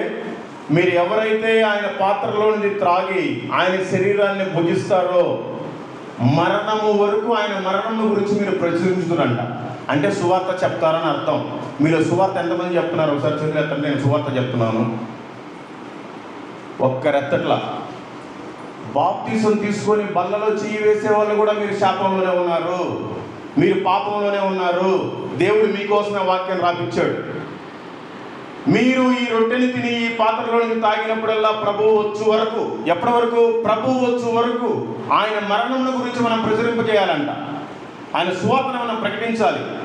మీరు ప్రకటించట్లేదు అంటే స్టిల్ ఇంకా మీరు కూడా పాపంలోనే ఉన్నారు. బాప్తిసం తీసుకున్నా ఉపయోగం లేదు, మీరు బల్లా తీసుకున్నా ఉపయోగం లేదు. మీకోసం కూడా ఒక మంచి అద్భుతమైన వాక్యం రాయబడి ఉంది. యాకోబు రాసిన పత్రిక 2వ అధ్యాయము 10వ వచనం. ఎవడైనను ధర్మశాస్త్రం అంతయు గైకొనియు ఒక్క ఆజ్ఞ విషయంలో తప్పిపోయిన ఎడల ఆజ్ఞలన్నిటి విషయంలో అపరాధులగుదురు. అర్థమైందండి? ప్రభు చెప్పాడు, నా శరీరాన్ని తిని నా రక్తాన్ని త్రాగువాడు నా మరణం గురించి మీరంతా ప్రచురించుదురు. మీరు ప్రచురించట్లేదు అంటే సువార్తను ప్రకటించట్లేదు. ప్రకటించినోడు ఏమై ఉంది? ఆజ్ఞని అతిక్రమించినోడే ఉన్నాడు. ఆజ్ఞని మీరంతా అతిక్రమించారు. మీరు ఇక్కడ బల్లా తీసుకొని ఏదో రక్తం తాగి ఆయన శరీరాన్ని తిని బయటికి వెళ్ళిపోయి అబ్బాయి ఈరోజు బల్లారాధన మంచి తెల్లటి చీర కట్టుకోవాలి, తెల్లటి వస్త్రం వేసుకోవాలి, నేను ఉపవాసం ఉండి వెళ్ళాలని వచ్చి బల్లా తీసుకొని వెళ్ళిపోతున్నారు బయటికి. ఆయన మరణాన్ని మీరు ప్రచురింప చేయకపోతే మీరు కూడా ఇంకా పాపంలోనే ఉన్నారు. మీరు ఆజ్ఞని అతిక్రమించే ఉన్నారు. మీరందరూ కనుక ఆయన మరణాన్ని ప్రచురింప చేసే ఈ పాటికి అసలు ఈ మందిరం పట్టేది కాదు. యేసునామమున పగలగొట్టి ఇంకా పెద్ద బిల్డింగ్ కట్టేవాడు. మీరంతా ప్రచురింప చేయట్లేదు. ఆయన మోసం చేశారు. మీరు దేవుణ్ణి మోసం చేశారు. మీరు దేవుడు మీ ముందు మోసపోయాడు. ఆయన పాపం ఆయన అమాయకుడు. ఎంత అమాయకంగా ఈ భూమి మీదకి మానవ రూపంలో వచ్చాడు, ఎంత అమాయకంగా మన కోసం దెబ్బలు తిన్నాడు, ఎంత అమాయకంగా మన కోసం ఏడ్చబడ్డాడు, ఎంత అమాయకంగా మన కోసం సిలువలో మరణించాడు, తిరిగి 3వ రోజు లేచాడు. అయ్యా నేను మీకోసం మీ పాపాల నిమిత్తం ప్రాణం పెట్టా, నేను వెల చెల్లించా, నా చివరి రక్తం పట్టు వరకు మీకోసం దారపూచా, నేను వెళ్తున్నా, మీకు అప్పటి వరకు తోడునొక నేను ఆదరణకర్తను మీకోసం పెట్టిపోతున్నాను, నేను పంపిస్తున్నాను. మీరందరూ నేను వచ్చే వరకు నిన్ను వలె నీ పొరుగు అని ప్రేమించండి, సర్వలోకానికి వెళ్ళి సర్వసృష్టికి సువార్తను ప్రకటించండి, అగ్నిలో నుంచి లాగినట్టుగా కొందరైనా లాగి రక్షించండి అని చెప్పాడు. మీలో ఎంతమంది నిన్ను వలె నీ పొరుగు అని ప్రేమిస్తున్నారు? మీలో ఎంతమంది మీరు సర్వలోకానికి కాకపోయినా కనీసం మీ ఊర్లోనైనా మీ పక్కన ఊర్లోనైనా సువార్తను ప్రకటిస్తున్నారు? ఈ లోకం అనే అగ్నిలో కాలిపోయే ప్రజలు ఉన్నారు. వాళ్ళందరూ మీరు ఎంతమందిని చేతులు పెట్టి బయటికి లాగి మీరు నిలబెట్టారు? మీరంతా ఇవన్నీ చేయట్లేదంటే ఈ చర్చిలో నాకు తెలిసి ఇక్కడ కూర్చున్నాడు తప్ప ప్రతి ఒక్కరు పాపంలోనే ఉన్నారు. దయచేసి మారితే మంచిది. దేవుడు నా జీవితాన్ని మోతాడు, మిమ్మల్ని కూడా ఎప్పుడు మోస్తాడో తెలియదు. మీరు ఏదైతే వద్దు అనుకుంటారో దేవుడు అదే చేపిస్తాడు. మీరు దేవుడి కంటే ఎక్కువ దేన్నైతే ప్రేమిస్తారో దాన్ని తీసిపడేస్తాడు. అది నీ భార్య కావచ్చు, నీ భర్త కావచ్చు, నీ పిల్లలు కావచ్చు, నీకున్న ఆస్తి కావచ్చు, నీ కూలి పని కూడా కావచ్చు. మొత్తం తీసిపడేస్తాడు. ఆయనకు అవసరం లేదు. నీ హృదయమే ఆయనకు అవసరం. నీ హృదయంలోనే ఆయన లేకపోతే నేను అసలు తీసిపడేస్తాను. ఆయన దేకను కూడా దేకను. తెలుసుకోండి. నమ్మి బాప్తిసం తీసుకోవాలి. బాప్తిసం తీసుకున్న వాళ్ళు ప్రతి ఒక్కరు బల్లలో పాల్పంచుకోవాలి. బల్ల పాల్పంచుకున్న వాళ్ళు ప్రతి ఒక్కరు ఆయన మరణాన్ని ప్రకటించాలి. ఇది ఏది చేయకపోయినా కూడా మీరు ఇంకా స్టిల్ లోకంలోనే ఉన్నారు. మీరంతా సాతాను సంబంధిలోనే ఉన్నారు. మీరు దేవుడి పక్షాన లేరు. ఆయన ఆజ్ఞను మీరు అతిక్రమించి ఇంకా పాపంలోనే జీవిస్తున్నారు. అందుకే మన జీవితాల్లో ఇంకా లేమి, అప్పులు, అనారోగ్యాలు, ఒక ఎందుకు పనికిరాని స్థితిలో ఉండిపోతున్నాం. దేవుడు చాలా గొప్ప దేవుడు. ఆకాశ మహాకాశంలో పట్టజాలని దేవుడు. ఆయన ఐశ్వర్యవంతుడు. ఆయన ఆశీర్వదిస్తే అసలు మన ఇల్లు కూడా పట్టదు, అంత ఆశీర్వదిస్తాడు.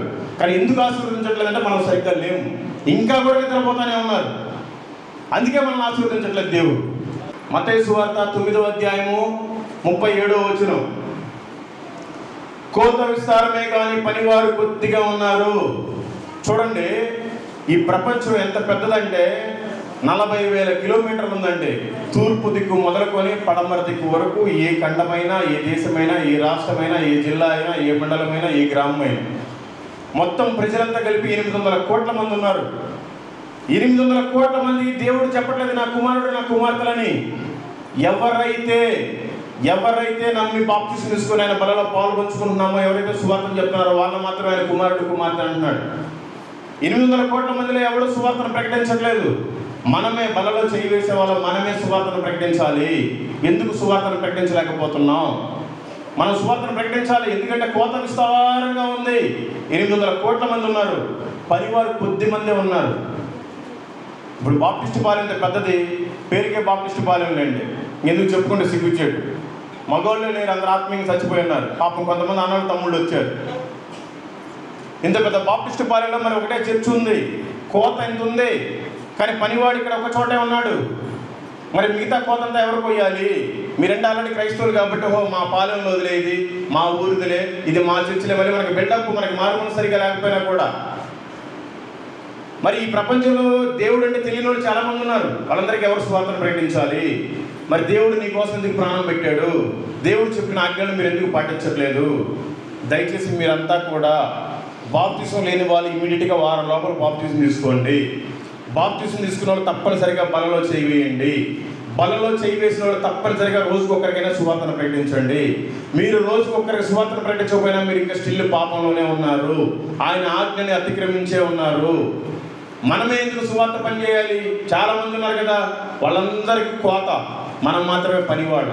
ఆయన మన కోసం పని చేశాడు, మనం ఆయన పని చేయాలి. ఆయన పనివాడిగా మనం మారాలి. అది దేవుడికి లెక్క చెప్పాలి ఈ విషయం. మనం ఎందుకు చేస్తాం? నా పని ఏంటి, నా భర్త ఏంటి, నా భార్య ఏంటి, నా పిల్లలు ఏంటి, నా ఉద్యోగం ఏంటి, నా పని ఏంటి, మనం ఇదే సంబరపడిపోతున్నాం. అందుకనే మీ గురించి కూడా వాక్యం రాసి పెట్టే ఉన్నాడు. ఫిలిప్పీయులకు రాసిన పత్రిక 2వ అధ్యాయం 21వ వచనం. నా పర్లేదా, లేట్ అవుతుందా? వచ్చేటప్పుడు ఉండదు మనకి టైం, పోయేటప్పుడు మాత్రం టైం కావాలి. ఫిలిప్పీయులకు రాసిన పత్రిక 2:21.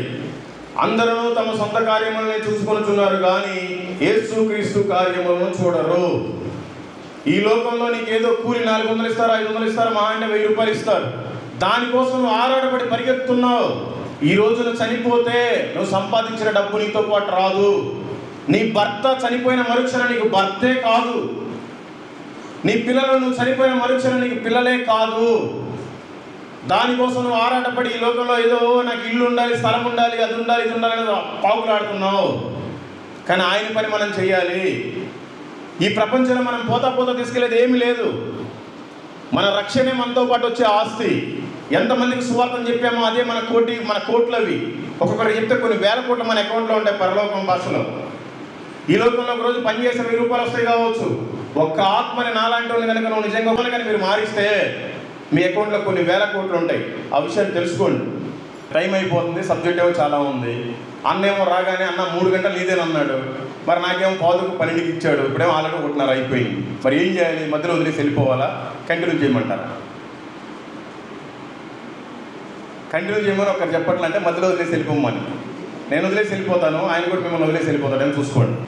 మత్తయి సువార్త 25వ అధ్యాయము 14వ వచనం. దేవుడు మనకి అప్పగించిన దానిని మనం తిరిగి మళ్ళీ ఆయనకి అప్పగించాలి, లేదంటే చాలా పెద్ద ప్రమాదం. అది చదవండి. మత్తయి సువార్త 25వ అధ్యాయం 14-15 వచనాల్లో, ఒక మనుషుడు దేశాంతరము ప్రయాణమై తన దాసులను పిలిచి తన ఆస్తిని వారికి అప్పగించినట్లు అతడు ఒకని 5 తలాంతులు, ఒకనికి 2, ఒకనికి 1, ఎవరి సామర్థ్యం చొప్పున వానికి ఇచ్చి వెంటనే దేశాంతరము పోయెను. అట్లాగే 19వ వచనం, బహుకాలమైన తరువాత ఆ దాసుల యజమానుడు వచ్చి వారి యొద్ద లెక్క చూసుకొనును. అట్లాగే 28-29, ఆ తలాంతులను వాని యొద్ద నుండి తీసివేసి 10 తలాంతులు గల వానికి ఇయ్యుడి. కలిగిన ప్రతి వానికి ఇయ్యబడును, అతనికి సమృద్ధి కలుగును. లేని వాని యొద్ద నుండి వానికి కలిగినది తీసివేయబడును. ప్రభువు మనకి ఒప్పజెప్పిపోయాడు. ఒకడికి ఒక పరిచర్య ఒప్పజెప్పాడు అనుకోండి, కనీసం మందిరంలో చిమ్మేది, బూత్ దులిపేది, ఫ్యాన్ దుడిచేది, ఏదో సంథింగ్. ఇంకొకరికి పాటలు పాడేది, ఇంకొకరికి వాక్యం చదివేది, ఇవన్నీ తలాంతులే మనకి ఇచ్చిపోయాడు ఆయన. వాటిని మనం రెట్టింపు చేయాలి. మనకి ఇచ్చిన పని కాకుండా ఇంకా ఎక్కువ చేసి ఆయనకి చూపించాలి. మనకి ఇచ్చిన పనిని కూడా మనం కనుక చేసి చూపించలేకపోతే మనకి కలిగిన దాన్ని కూడా ఆయన తీసివేస్తాడంట. చూసుకో, మరి నీ ఇంట్లో ఏం లేదు ఈరోజు, ఆ ఉన్నది కూడా తీసేస్తాడంట. ఆయనకి మనం లెక్క చెప్పాలి. దేవుడు అప్పగించిన దాన్ని ప్రతిదీ ఆయనకి లెక్క చెప్పాలి. మందిరంలో పరిచర్య చేయాలి, పాస్టర్కి లోబడాలి. పాస్టర్ గారి మాట వినగానే నా జీవితం పతనమైపోయిందండి వాస్తవానికి. మా పాస్టర్ గారు నీకు సేవ భారం ఉంది, నువ్వు సేవ చేయమన్నప్పుడు నేను కనుక చేసినట్టు ఇప్పటికి పెద్ద పాస్టర్ని అయిపోవాడు నేను. మా పాస్టర్ గారు చెప్పిన మాట వినక 3 కోట్ల రూపాయలు నష్టపోయిన అన్ని వ్యాపారాలు చేసిన ఇష్టం వచ్చినట్టుగా. ఇక్కడ నుంచి మాట్లాడేది ఏ పాస్టర్ గారు ఏ మనుషుడు కాదు, దేవుడే తన బిడ్డతో మాట్లాడతాడు. ఇక్కడ ఏది మాట్లాడినా పరిశుద్ధాత్మ దేవుడే మనతో మాట్లాడతాడు. ఈ విషయాన్ని గుర్తుపెట్టుకోండి. సేవకుడు మాట్లాడిన వాక్యాన్ని మీరు అంగీకరించండి.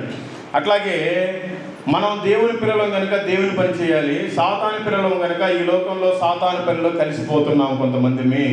మత్తయి సువార్త 7వ అధ్యాయము 17వ వచనం, అలాగున్నే ప్రతి మంచి చెట్టు మంచి ఫలములు ఫలించును, పనికి మాలిన చెట్టు కాని ఫలములు ఫలించును. మనం కనుక నిజంగా దేవుడి పిల్లలమైతే దేవుని సువార్తని చెప్తాము, అనేక మందిని ఆయన దగ్గరికి తీసుకొని వస్తాము.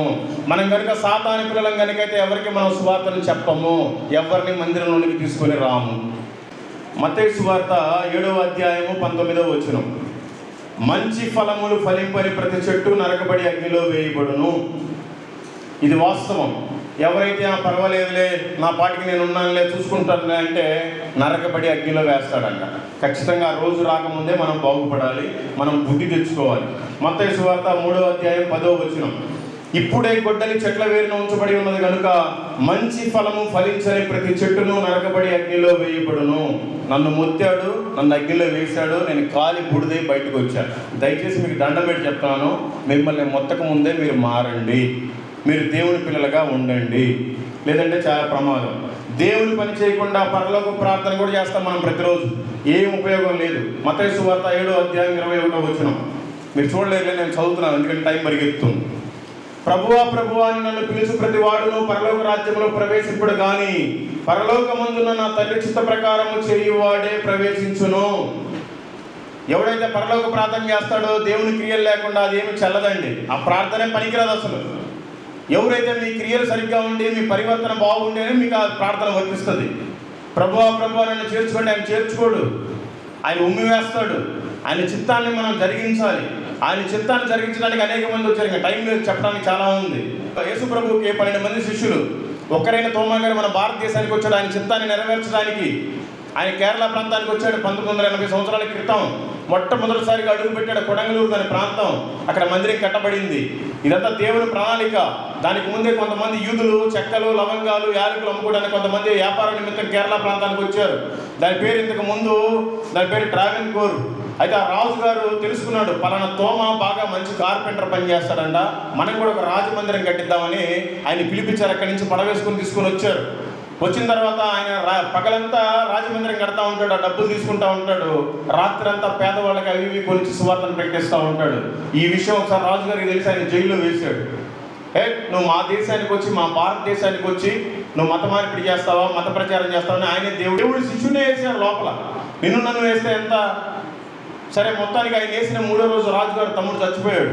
చచ్చిపోయి అందరూ వేడుస్తామంటే, అయ్యా రాజుగారు, నేను నీ సొమ్మును బాగా తిన్నాను, నేను రాజుగారు నీకు నిజం చెప్పకుండా ఉండలేను, నాకు ఒక అవకాశం ఇవ్వండి అయ్యా, ప్రార్థన చేస్తాను, నేను మీ తమ్ముడు లేస్తాడని మొత్తుకుంటున్నాడు ఆయన. ఈ విషయం ఎవరో తీసుకెళ్ళి మంత్రి గారికి చెప్పారు. మంత్రి గారికి చెప్తే మంత్రి గారు 4 బాధి మళ్ళీ లోపలనే వేశాడు.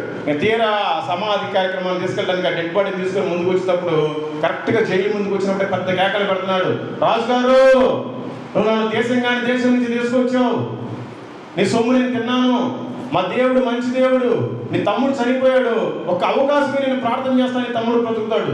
అప్పుడు రాజు కొంచెం విని, అరే ఆయన తీసుకొని రండి, తీసుకొచ్చి ప్రార్థన చేయగానే ఏస్తున్నామని లేచి నుంచున్నాడు. అప్పటి నుంచి మనకి భారతదేశంలో సువార్త ప్రకటించుకోవడానికి అధికారం వచ్చింది. అప్పటి నుంచి వేల చర్చలు ఉన్నాయి, ప్రపంచ స్థాయికి తగిన చర్చలు ఉన్నాయండి కేరళలో. ఆయన దేవుడి చిత్తాన్ని జరిగించాడు. ఆయన 8 సంఘాలు కట్టాడు. 7:30 కట్టిన తర్వాత 8 పూర్తి చేస్తుంటే మనవల్లే వచ్చి బలెందులో కూడా చంపేశారు తోమా గారు చెన్నైలో, మైలాపూర్. మీకు అందరికీ తెలుసు, చెన్నైలో ఎవరో ఒకరు మీకు రిలేటివ్స్ ఉంటారు కదా, ఎందుకంటే అంతా మన బ్యాచ్. ఎక్కడ కూడా తోమా గారు చూడండి, ఎక్కడ నీకు ఇజ్రాయేలు, ఎక్కడ భారతదేశం, ఆయన ఎందుకు భారతదేశానికి రావాలి? ప్రభు పక్కనే తిని పడుకున్న వ్యక్తి, ఆయనే వస్తే ఇక్కడ చంపేశారు. నువ్వు నేను చచ్చిపోతే ఏముంది లోకంలో ప్రభు పనిచేసేటప్పుడు? 6వ మందిరం అయితే మహా అద్భుతం. 6వ మందిరం చాలా అందంగా, చాలా సుందరంగా ఉంటుంది. అది ఫారెస్ట్ అడవిలో ఉంటుంది. అయ్యప్ప స్వామి టెంపుల్కి శబరిమల అక్కడి నుంచి 15 కిలోమీటర్ల దూరంలో పంప అనేది ఒడ్డునే ఉంటుంది. ఆయన ప్రార్థన చేస్తుంటే ఏనుగులు, పురులు, సింహాలు, జంతువులు అన్నీ కూడా మోకరించి ప్రార్థనలు ఏకీభవించాయి. ఆయన కళ్ళు తెరిచి చూసే షాకు. ఆయన మందిరం కడుతుంటే ఏనుగులేమో ముద్దులని తొండంతో తీసుకొచ్చి అందించాయి. ఆ పురులు, సింహాలేమో తాట పీకిచ్చి ఆయన చేతికి ఆయన అప్పుడు మందిరం కట్టాడు. అలా కట్టాడు ఆయన మందిరాలన్నీ. ఎంత మంచి భక్తుడు. ఆయన ఎందుకు మరి ఇక్కడికి వచ్చి సరిపోతాడని దేవుడికి తెలియదా? మరి ఎందుకు దేవుడు ఇక్కడ పంపించాడు? ఆయన దేవుడి చిత్తాన్ని జరిగించడానికి వచ్చాడు. అక్కడి నుంచి ఒంగోలు ప్రాంతానికి వస్తే జాన్ క్లౌ 1860లో వచ్చాడు. ఆయన బట్టి ఈ సంఘం కూడా స్థాపించబడింది. ఇక్కడుండే ఈ చుట్టుపక్కల బాప్టిస్ట్ సంఘాలని ఆయన వల్లే. ఎక్కడో అమెరికా నుంచి వచ్చాడు. పేదరికం, కట్టిన కరువు, లేని వాళ్ళకి అనేక మందికి సాయం చేసేవాడు. ఆ సాయం చేస్తున్న చూడలేకయ్యా మేము కూడా బాప్టిస్ట్ తీసుకుంటామని వచ్చాడు. ఆయన దగ్గరికి చాలా మంది వేలల్లో వచ్చారు. నేను కనుక ఇప్పుడు బాప్టిస్ట్ ఇస్తే వీళ్ళు మత మార్పిడి చేస్తున్నారని దేవుడికి మహిమ రాదు, మనకే వస్తుంది, మనం ఏదో సరుకులు తినడానికి ఇచ్చి వాళ్ళ మతం మారుతున్నాడని ఆయన బాప్టిస్ట్ క్యాన్సిల్ చేశాడు. 5 సంవత్సరాల దాకా చూశాడు. ఒక్క ఆత్మ నిజమైన మారు మనసు లేదు. 12 సంవత్సరాలు చేశాడు, ఒక్క ఆత్మ మారు మనసు లేదు. ఒకరోజు నైట్ ప్రార్థన చేసుకుంటున్నాడు, ఎందుకు ప్రభా నన్నేమో అమెరికా నుంచి పంపించారు, మా మిషన్ వాళ్ళు ఏమో నన్ను రమ్మంటున్నారు. జాన్ క్లౌ చేసింది చాలు, నువ్వు భారతదేశంలో వాళ్ళు తెలుగు వాళ్ళు మారరు, నువ్వు ఎందుకు ఇంకా అక్కడే ఉంటున్నావు, 12 సంవత్సరాలు అయిపోయింది, నువ్వు వచ్చే అంటున్నారు. ఆయన చివరిగా ప్రార్థన చేసుకుంటున్నాడంట, ప్రభా నేను ఈ ప్రకాశం జిల్లా ఈ ఒంగోలు ప్రాంతానికి వచ్చాను, ఎంతో మంది పేదలు ఉన్నారు, వీళ్ళందరికీ సాయం చేశాను, కనీసం ఒక్కరికన్నా బాప్తిజం ఇచ్చి నిజమైన మారు మనసు పొందిన వాళ్ళకి నేను రిటర్న్ వెళ్ళిపోతానయ్యా, నువ్వు అనుగ్రహించమంటే ఆయన ప్రార్థన అయిపోయేసరికి అందరు తలుపులు తడుతున్నారంట. 2222 మంది. ఆ పక్కనే మధ్యపడని ఉంటుంది, ఆ గుండెకొమ్మలో ఒకటే రోజు 2222 బాప్టిస్టులు ఇచ్చాడు. అట్లా స్టార్ట్ అయింది మీ బాప్టిస్ట్ చర్చ్. మీకు బైబిల్ గురించి తెలియదు, ఇంకా మీ చర్చ్ హిస్టరీ ఏం తెలుసు మీకు? ఆయన ఒక మిషనరీ, ఆయన దేవుడి చిత్తం చేశాడు. అక్కడి నుంచి ఒరిస్సా వెళ్తే గ్రహాం స్టెయిన్స్, ఎక్కడో ఆస్ట్రేలియా నుంచి మన భారతదేశానికి ఆ మూర్ఖుల మధ్యలోకి వచ్చాడు, ఒరిస్సా ప్రాంతంలోకి. ఒక కూతురు, 2 కొడుకులు, భార్యని కూతురుని ఇంట్లో పెట్టి 2 పిల్లలు తీసుకుని సువార్తకి వెళ్తాడు. చేస్తున్నాడు. కొన్ని సంవత్సరాలకి ఒక 10 మంది గ్యాదర్ అయ్యారు. ఆ 10 మంది కోసం ఒక సంఘం ఏర్పాటు చేశాడు. ఈయన చెప్పే వాక్యాలు సరిపోలాక నన్ను పిలిచినట్టే వేరే మిషనరీస్ కొంతమంది పిలిపించాడు ఆస్ట్రేలియా నుంచి. 3 రోజులు సభలు పెట్టుకున్నారు. ఒకరోజు సభ అయిపోయింది. ఆ 2 పిల్లలు అంటున్నారంట, డాడీ రాత్రి దోమలు కుట్టాయి, ఇది 2వ రోజు కదా, ఇంటికి వెళ్ళిపోతాం డాడీ, కారులో పడుకోలేకపోతున్నామంటే, లేదు నాన్న మనల్ని నమ్ముకొని చుట్టుపక్కల వాళ్ళందరూ వచ్చారు, మనం వెళ్ళిపోతే వాళ్ళంతా గెట్ టుగెదర్లో ఉండకుండా అందరూ చెదిరిపోతారు, దేవుని వాక్యం వాళ్ళకి వినిపించాలి కదా, రేపైతే లాస్ట్ కదా, ఇప్పటికే మనం 125 కిలోమీటర్లు జర్నీ చేసి మళ్ళీ రిటర్న్ రావాలి, అందుకని మీరు పడుకోండి నేను దోమలు ఇసురుతానని ఆ కారులో పడుకోబెట్టుకుని 2 మగపిల్లల్ని ఇసురుతా ఎరకొని నిద్రపోయాడు. ఒక బీజేపీ క్యాండిడేట్ మతోన్మాది దారాసింగ్ అనే వ్యక్తి వచ్చి పెట్రోల్ పోసాడు, కాల్ చేస్తే 3 సజీవ దహనం, కారుతో సహా బూడిదైపోయింది. ఎక్కడ ఆస్ట్రేలియా, ఎక్కడ భారతదేశం? ఆయన మన కోసం ఎందుకు వచ్చి చనిపోవాలి? మన కోసం ఎందుకు సువార్తను ప్రకటించడానికి వచ్చి ఇక్కడే చంపేసేయాలి? మన ఊరిలో చంపేసింది కూడా, ఇప్పటికి జైల్లో ఉన్నారు. వాళ్ళు ఒక మాదిరికరం, వాళ్ళు దేవుని చిత్తం చేయడానికి వచ్చారు. మరి మనం ఎవరి చిత్తం చేస్తున్నాం? అక్కడి నుంచి కొంచెం ముందుకెళ్తే కలకత్తా. ఇంకా చాలా స్టోరీలు ఉన్నాయి, మీకు చెప్పాలంటే అయిపోతుంది. మీరు చదివిన చదవకపోయినా మీ చేతిలో బైబిల్ ఉందంటే William Carey, Calcutta Serampore university. ఆయన పాపం ఎక్కడో పడవలో వచ్చాడు ఇంగ్లాండ్ నుంచి. మనకి మొట్టమొదటిగా ప్రింటింగ్ ప్రెస్ కనిపెట్టాడు. మొత్తం బైబిల్ అంతా ఒక సగం పాటు తయారు చేశాడు, కాలిపోయింది. మళ్ళీ తయారు చేశాడు, భార్య చనిపోయింది. మళ్ళీ తయారు చేశాడు, పిల్లలు చనిపోయారు. మళ్ళీ 16 భాషల్లో తర్జుమా చేశాడు. 44 భాషల్లో ఆయన పూర్తిగా భారతదేశంలో అన్ని భాషల్లో తర్జుమా చేయించి ఆయన సొంతంగా 14 భాషల్లో చేశాడు. ఆయన కూడా చనిపోయాడు. వాళ్ళకు మాదిరికరం. వాళ్ళు దేవుని చిత్తాన్ని నెరవేర్చడానికి వచ్చారు. మనం ఎవరి చిత్తాన్ని నెరవేరుస్తున్నాం? ఎంతోమంది తినడానికి లేదు, రోడ్డు మీద అడుక్కు తింటున్నారు. చేతులు లేకపోయినా, కాళ్ళు లేకపోయినా, చేతులు లేకపోయినా, నోరు లేకపోయినా సైకిల్ చేసి మరి సువార్తను ప్రకటిస్తున్నారు. మనం ఎవరికి ప్రకటిస్తున్నాం? వాళ్ళు దేవుని చిత్తాన్ని చేస్తున్నారు, మనం ఎవరి చిత్తాన్ని చేస్తున్నాం? మన చిత్తాన్ని మనం నెరవేర్చుకుంటున్నాం. అక్కడి నుంచి ముందుకెళ్తే బీహార్లో అగస్టిన్ అని ఉన్నారు. 50 రూపాయలు ఇస్తే గొంతులు వస్తారు బీహార్లో. 30 రూపాయలు ఇస్తే కోరు నచ్చిన అమ్మాయిని పడుకోబెడతారు పాపం చేయడానికి, వ్యభిచారం చేయడానికి. అలాంటి భయంకర పరిస్థితుల్లో 52 గ్రామాల పూర్తిగా వ్యభిచారమే. వ్యభిచారం ఇంట్లో ఆడవాళ్ళు చేస్తుంటే భర్తలు డోర్ దగ్గర కాపలా ఉంటారు. ఆ పిల్లలు వెళ్ళి కండో బ్యాగులు తీసుకొస్తారు. వాళ్ళ అమ్మ పాపం చేస్తుంటే మంచం కిందనే పడుకుంటారు పిల్లలు, ఎందుకంటే వాళ్ళకి స్థలం లేదు, చిన్న చిన్న గదులు. అలాంటి దౌర్భాగ్యమైన పరిస్థితిలో ఒక ఎలక్ట్రికల్ ఇంజనీరింగ్ చదువుకున్న వ్యక్తి చెన్నై ప్రాంతంలో అగస్టిన్ నువ్వు సేవకి వెళ్ళిపో బీహార్ ప్రాంతం. ఏంది ప్రభావ వాళ్ళంతా మూర్ఖులు, 50 రూపాయలు ఇస్తే గొంతులకు వస్తారంటాయా? నేను ఎక్కడ వెళ్ళినాయా? వెళ్ళాలి నువ్వు అక్కడికే. వెళ్ళాడు. 52 గ్రామాల్లో వ్యభిచారం చేసి వాళ్ళందరూ పిల్లలను దత్తత తీసుకుంటున్నాడు. ఆయన్ని తీసుకున్న వాళ్ళందరికీ సువార్త చెప్తున్నాడు. తినడానికి లేక సైకిల్ వేసుకుని తిరిగిన వ్యక్తి ఈరోజు 30,000 మందికి మాదిరికరం. మనం ఎవరికి మాదిరికరం? అక్కడి నుంచి కొంచెం ముందుకెళ్తే పంజాబ్ సాధు సుందర్ సింగ్, మీకు అందరూ తెలిసి పేరు వినే ఉంటారు. ఆయన సాధు వేషధారణలోనే ఉన్నాడు. ఆయన సాధు కుటుంబంలో పుట్టాడు. సింగ్ సర్దార్స్, మంచి సౌండ్ పార్టీలు, మంచి ధనవంతులు, పేరు ప్రఖ్యాతులు ఉండేవాళ్ళు. పెళ్లి చేసుకోలేదు, తలపాకు కట్టుకున్నాడు, కాషాయ వస్త్రాలు వేసుకున్నాడు, చేతుల కర్ర పట్టుకున్నాడు. చెప్పులు లేకుండా కాశ్మీర్ నుంచి కన్యాకుమారి దగ్గర 2 సార్లు పాదయాత్ర చేసి వార్త ప్రకటించాడు. ఆయన మాదిరికరం. మనం ఎవరికి మాదిరికరం? ఆయన హిమాలయ పర్వతాల్లో నడుస్తుంటే, ఆయన ఐస్ గడ్డల మీద నడుస్తుంటే, మనం కదా ఐస్ తిన్నప్పుడు పిల్లలకి రంగేసి ఇస్తారు, ఐస్ అంతా ఇట్లా విడిపోద్ది. ఆయన రక్తం అంతా కూడా ఐస్ మీద దారలై కారిందంట. ఆయన ఒక మాదిరికరం. ఆయన బ్రతికిన రోజులు కూడా హిమాలయ పర్వతాల్లో ఎక్కువ సువార్త చేశాడు. ఆయన తిరిగిన దగ్గర నేను కూడా తిరగాలి, ఆయన తిరిగిన దగ్గర నేను కూడా సువార్త చేయాలి, ఆయన స్నానం చేసిన నదిలో నేను కూడా స్నానం చేయాలని ఒక 2 గంటల సేపు వెళ్ళి నేను కారు వేసుకొని అక్కడ పెట్టుకుని వంట చేసుకొని తింటే 2 గంటలు నా లంగ్స్ పాడైపోయినాయి. 4 నెలలు పెట్టింది బాగోవటానికి. మరి ఆయన పాపం ఎంత బాధపడి ఉంటాడు. సువార్త చెప్పడానికి డిబేట్ అనే ఒక ప్రాంతానికి నడిచి వెళ్ళాడు ఆయన. అది ఇప్పుడు చైనాలో కలిసిపోయింది. తిరిగి వచ్చేటప్పుడు ఎవరన్నా చంపేశారా? ఎవరికి తెలియదు. దేవుడే ఏలియానో లాగా తీసుకెళ్ళిపోయాడా? ఎవరికి తెలియదు. ఆయన ఎక్కడన్నా మంచులో కూరుకుపోయాడా? ఎవరికి తెలియదు. ఇప్పటికీ తెలియదు ఎవరికి. ఆయన ఒక మాదిరికరం, ఆయన ఒక మిషనరీ. మనం ఏం చేస్తున్నాం? ఆయన దేవుడి చిత్తాన్ని చేశాడు. అట్నుంచి కొంచెం ముందుకెళ్తే పాకిస్తాన్ బార్డర్ భగత్ సింగ్ గారు. ఈరోజు వాళ్ళకైతే గొడవలు ఉన్నాయంటే వాళ్ళ చర్చలు వాళ్ళ ఇష్టమై. ఎంత మాదిరికరం! ఎన్ని లక్షల మందికి మాదిరికరం, ఎన్ని వేల చర్చలు. ఇట్లా ఒక్కొక్కరి గురించి చెప్పుకుంటే పోతే టైమే సరిపోదు. మరి మనం ఎందుకు ముందుకున్నాం? మనం కూడా దేవుడి చిత్తాన్ని చేయాలి కదా. ఈ లోకం శాస్త్రం కాదు కదా. ఏ రోజు చనిపోతామో తెలియదు. మరి మనం కూడా దేవుడి కోసం ఏదైనా చేయాలి. 10 మంది కన్యకలు, 5 బుద్ధి లేని కన్యకలు, 5 బుద్ధి కలిగిన కన్యకలు. రెడీగా ఉండమంటే నిద్రపోతున్నారు మనలాగే. ప్రభు రానే వచ్చాడు, తలుపులు వేసేసాడు. అయ్యా తలుపు తీయమంటే ఎక్కడ వేస్తాడు? తీరు. మీరు ఇంటికి వెళ్ళి చదవండి 25వ అధ్యాయం మొత్తం ఉంటుంది దాంట్లో. మత్తయి సువార్త 10వ అధ్యాయం 33వ వచనం. మనుషుల ఎదుట ఎవరు నన్ను ఎరుగునను వారిని పరలోకమందున తండ్రి ఎదుట నేను ఎరుగునందును. మీరు ఇక్కడ దేవుడి గురించి చెప్పడానికి సిగ్గుపడితే ఆయన కూడా సిగ్గుపడతాడు రేపటి రోజున. మనకేమో టైం అయిపోతుందో తనకు ముగించాలి, వినేవాళ్ళేమో నిద్రపోతున్నారు. మీది ఒక సంఘము, మీరు ఒక విశ్వాసులు. 1 పేతురు 4వ అధ్యాయం 7వ వచనం. అయితే అన్నిటి అంతము సమీపమై ఉన్నది, కాగా మీరు స్వస్థ బుద్ధి గలవారై ప్రార్థన చేయుటకు మెలకువగా ఉండుడి. ఆయన ఏ రోజు వస్తాడో తెలియదు. నువ్వు నిద్రపోతే నిద్రపోతావు. ఆయన మెలకువగా ఉండి ప్రార్థన చేయమన్నాడు. సరేలే, ఇదంతా నాకు ఎందుకులేండి, నేను కూడా ముగిస్తున్నాను, నాకు కూడా బుద్ధి వచ్చింది.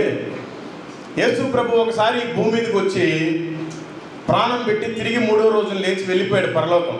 ఈ విషయం తెలుసన్న ఒకసారి చదువులేతండి. అంటే యేసు ప్రభు భూమి మీదకి వచ్చి ప్రాణం పెట్టింది కూడా ఎవరికి తెలియదా అండి?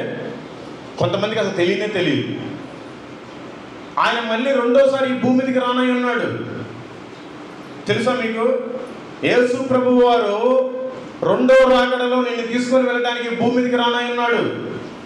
నా కోసం యేసుక్రీస్తు ఈ భూమి మీదకి రానై ఉన్నాడు అన్న ఒకసారి చేతులు ఎత్తండి. ఇప్పుడు ఎత్తిన వాళ్ళంతా భ్రమలోనే ఉన్నారు.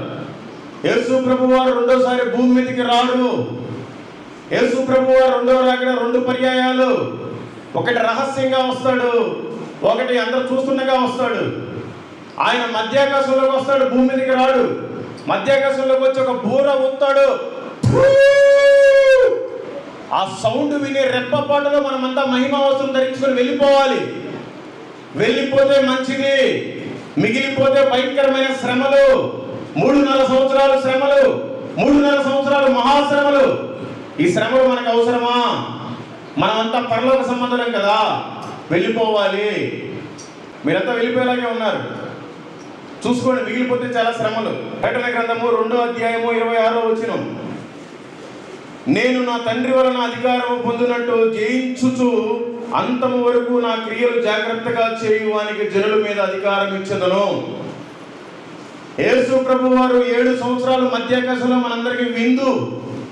ఆ విందు అయిపోయిన తర్వాత ఈ చనిపోయి ముందు లేచిన వాళ్ళందరూ అంత దినంలో లేపబడిన వాళ్ళందరూ ఎత్తబడిన మనమందరం అందరిని తీసుకుని ఆయన భూమి మీదకి మళ్ళీ వస్తాడు.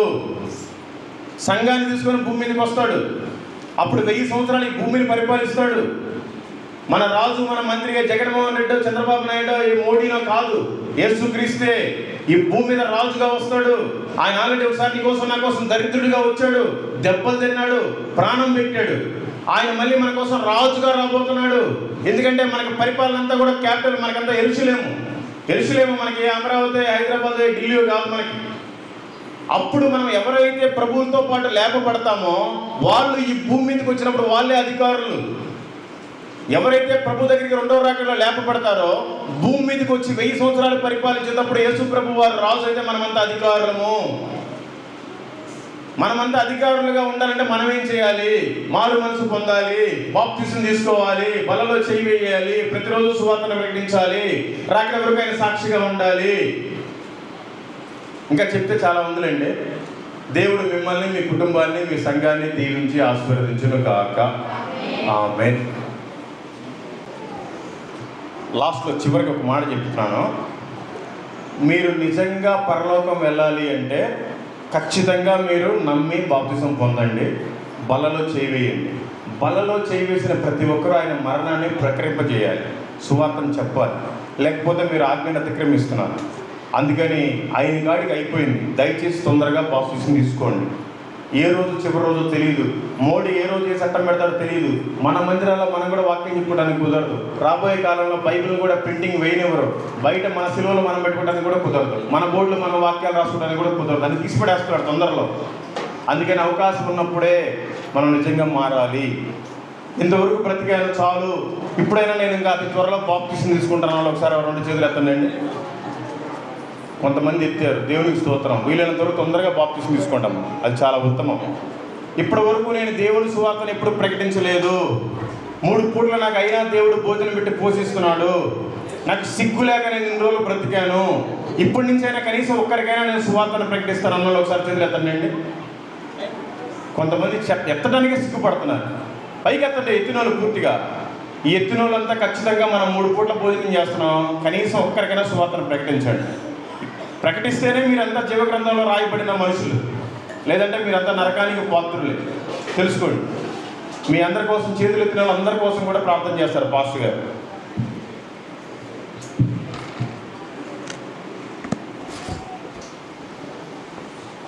ఇంత చక్కని వాక్యాన్ని అందించిన పాస్టర్ గారు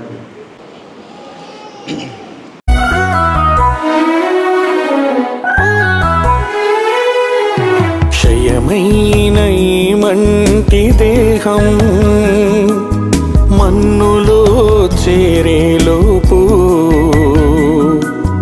ఒక్కరికైనా నీ వాక్యం నీ దాసునితో చేర్చనిమ్ము.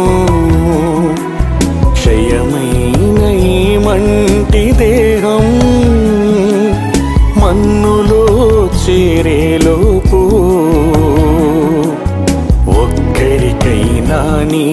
వాక్యం నీ దాసునితో చేర్చనిమ్ము. దర్శించుము దేవా కరుణించుము, ఈ దీన దాసుని దర్శించుము. దర్శించుము దేవా కరుణించుము, ఈ దీన దాసుని దర్శించుము.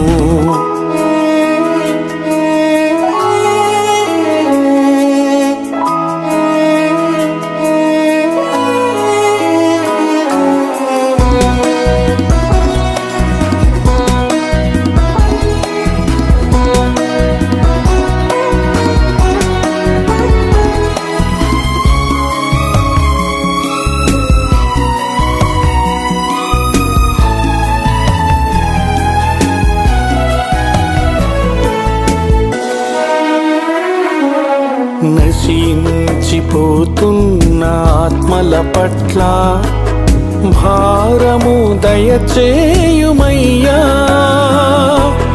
వారికి ప్రకటించే బాధ్యత నాకు ఇంపుగా దయచేయుమయ్యా. నశించిపోతున్న ఆత్మల పట్ల భారము దయచేయుమయ్యా. వారికి ప్రకటించే బాధ్యత నాకు ఇంపుగా దయచేయుమయ్యా. దర్శించుము దేవా కరుణించుము, ఈ దీన దాసుని దర్శించుము. దర్శించుము దేవా కరుణించుము, ఈ దీన దాసుని దర్శించుము.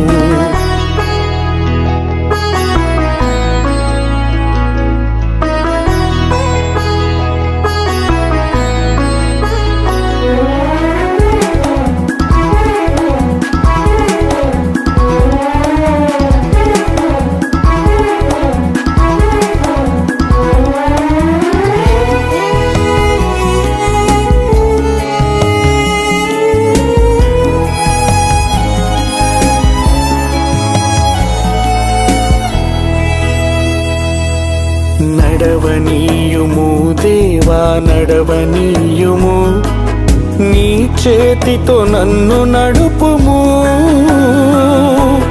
విడిచిపెట్టక నీవు నీ దాసుని, నీ త్రోవలు నన్ను నడుపుము. నడవనీయుము దేవా నడవనీయుము, నీ చేతితో నన్ను నడుపుము.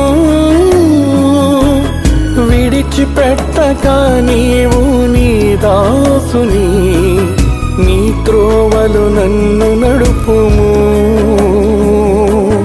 దర్శించుము దేవా కరుణించుము, ఈ దీన దాసుని దర్శించుము. దర్శించుము దేవా కరుణించుము, ఈ దీన దాసుని దర్శించుము. క్షయమైన ఈ మంటి దేహం మన్నులో చేరేలోపు, ఒక్కరికైనా నీ వాక్యం నీ దాసునితో చేర్చనిమ్ము. క్షయమైన ఈ మంటి దేహం మన్నులో చేరేలోపు, ఒక్కరికైనా నీ వాక్యం నీ దాసునితో చేర్చనిమ్ము.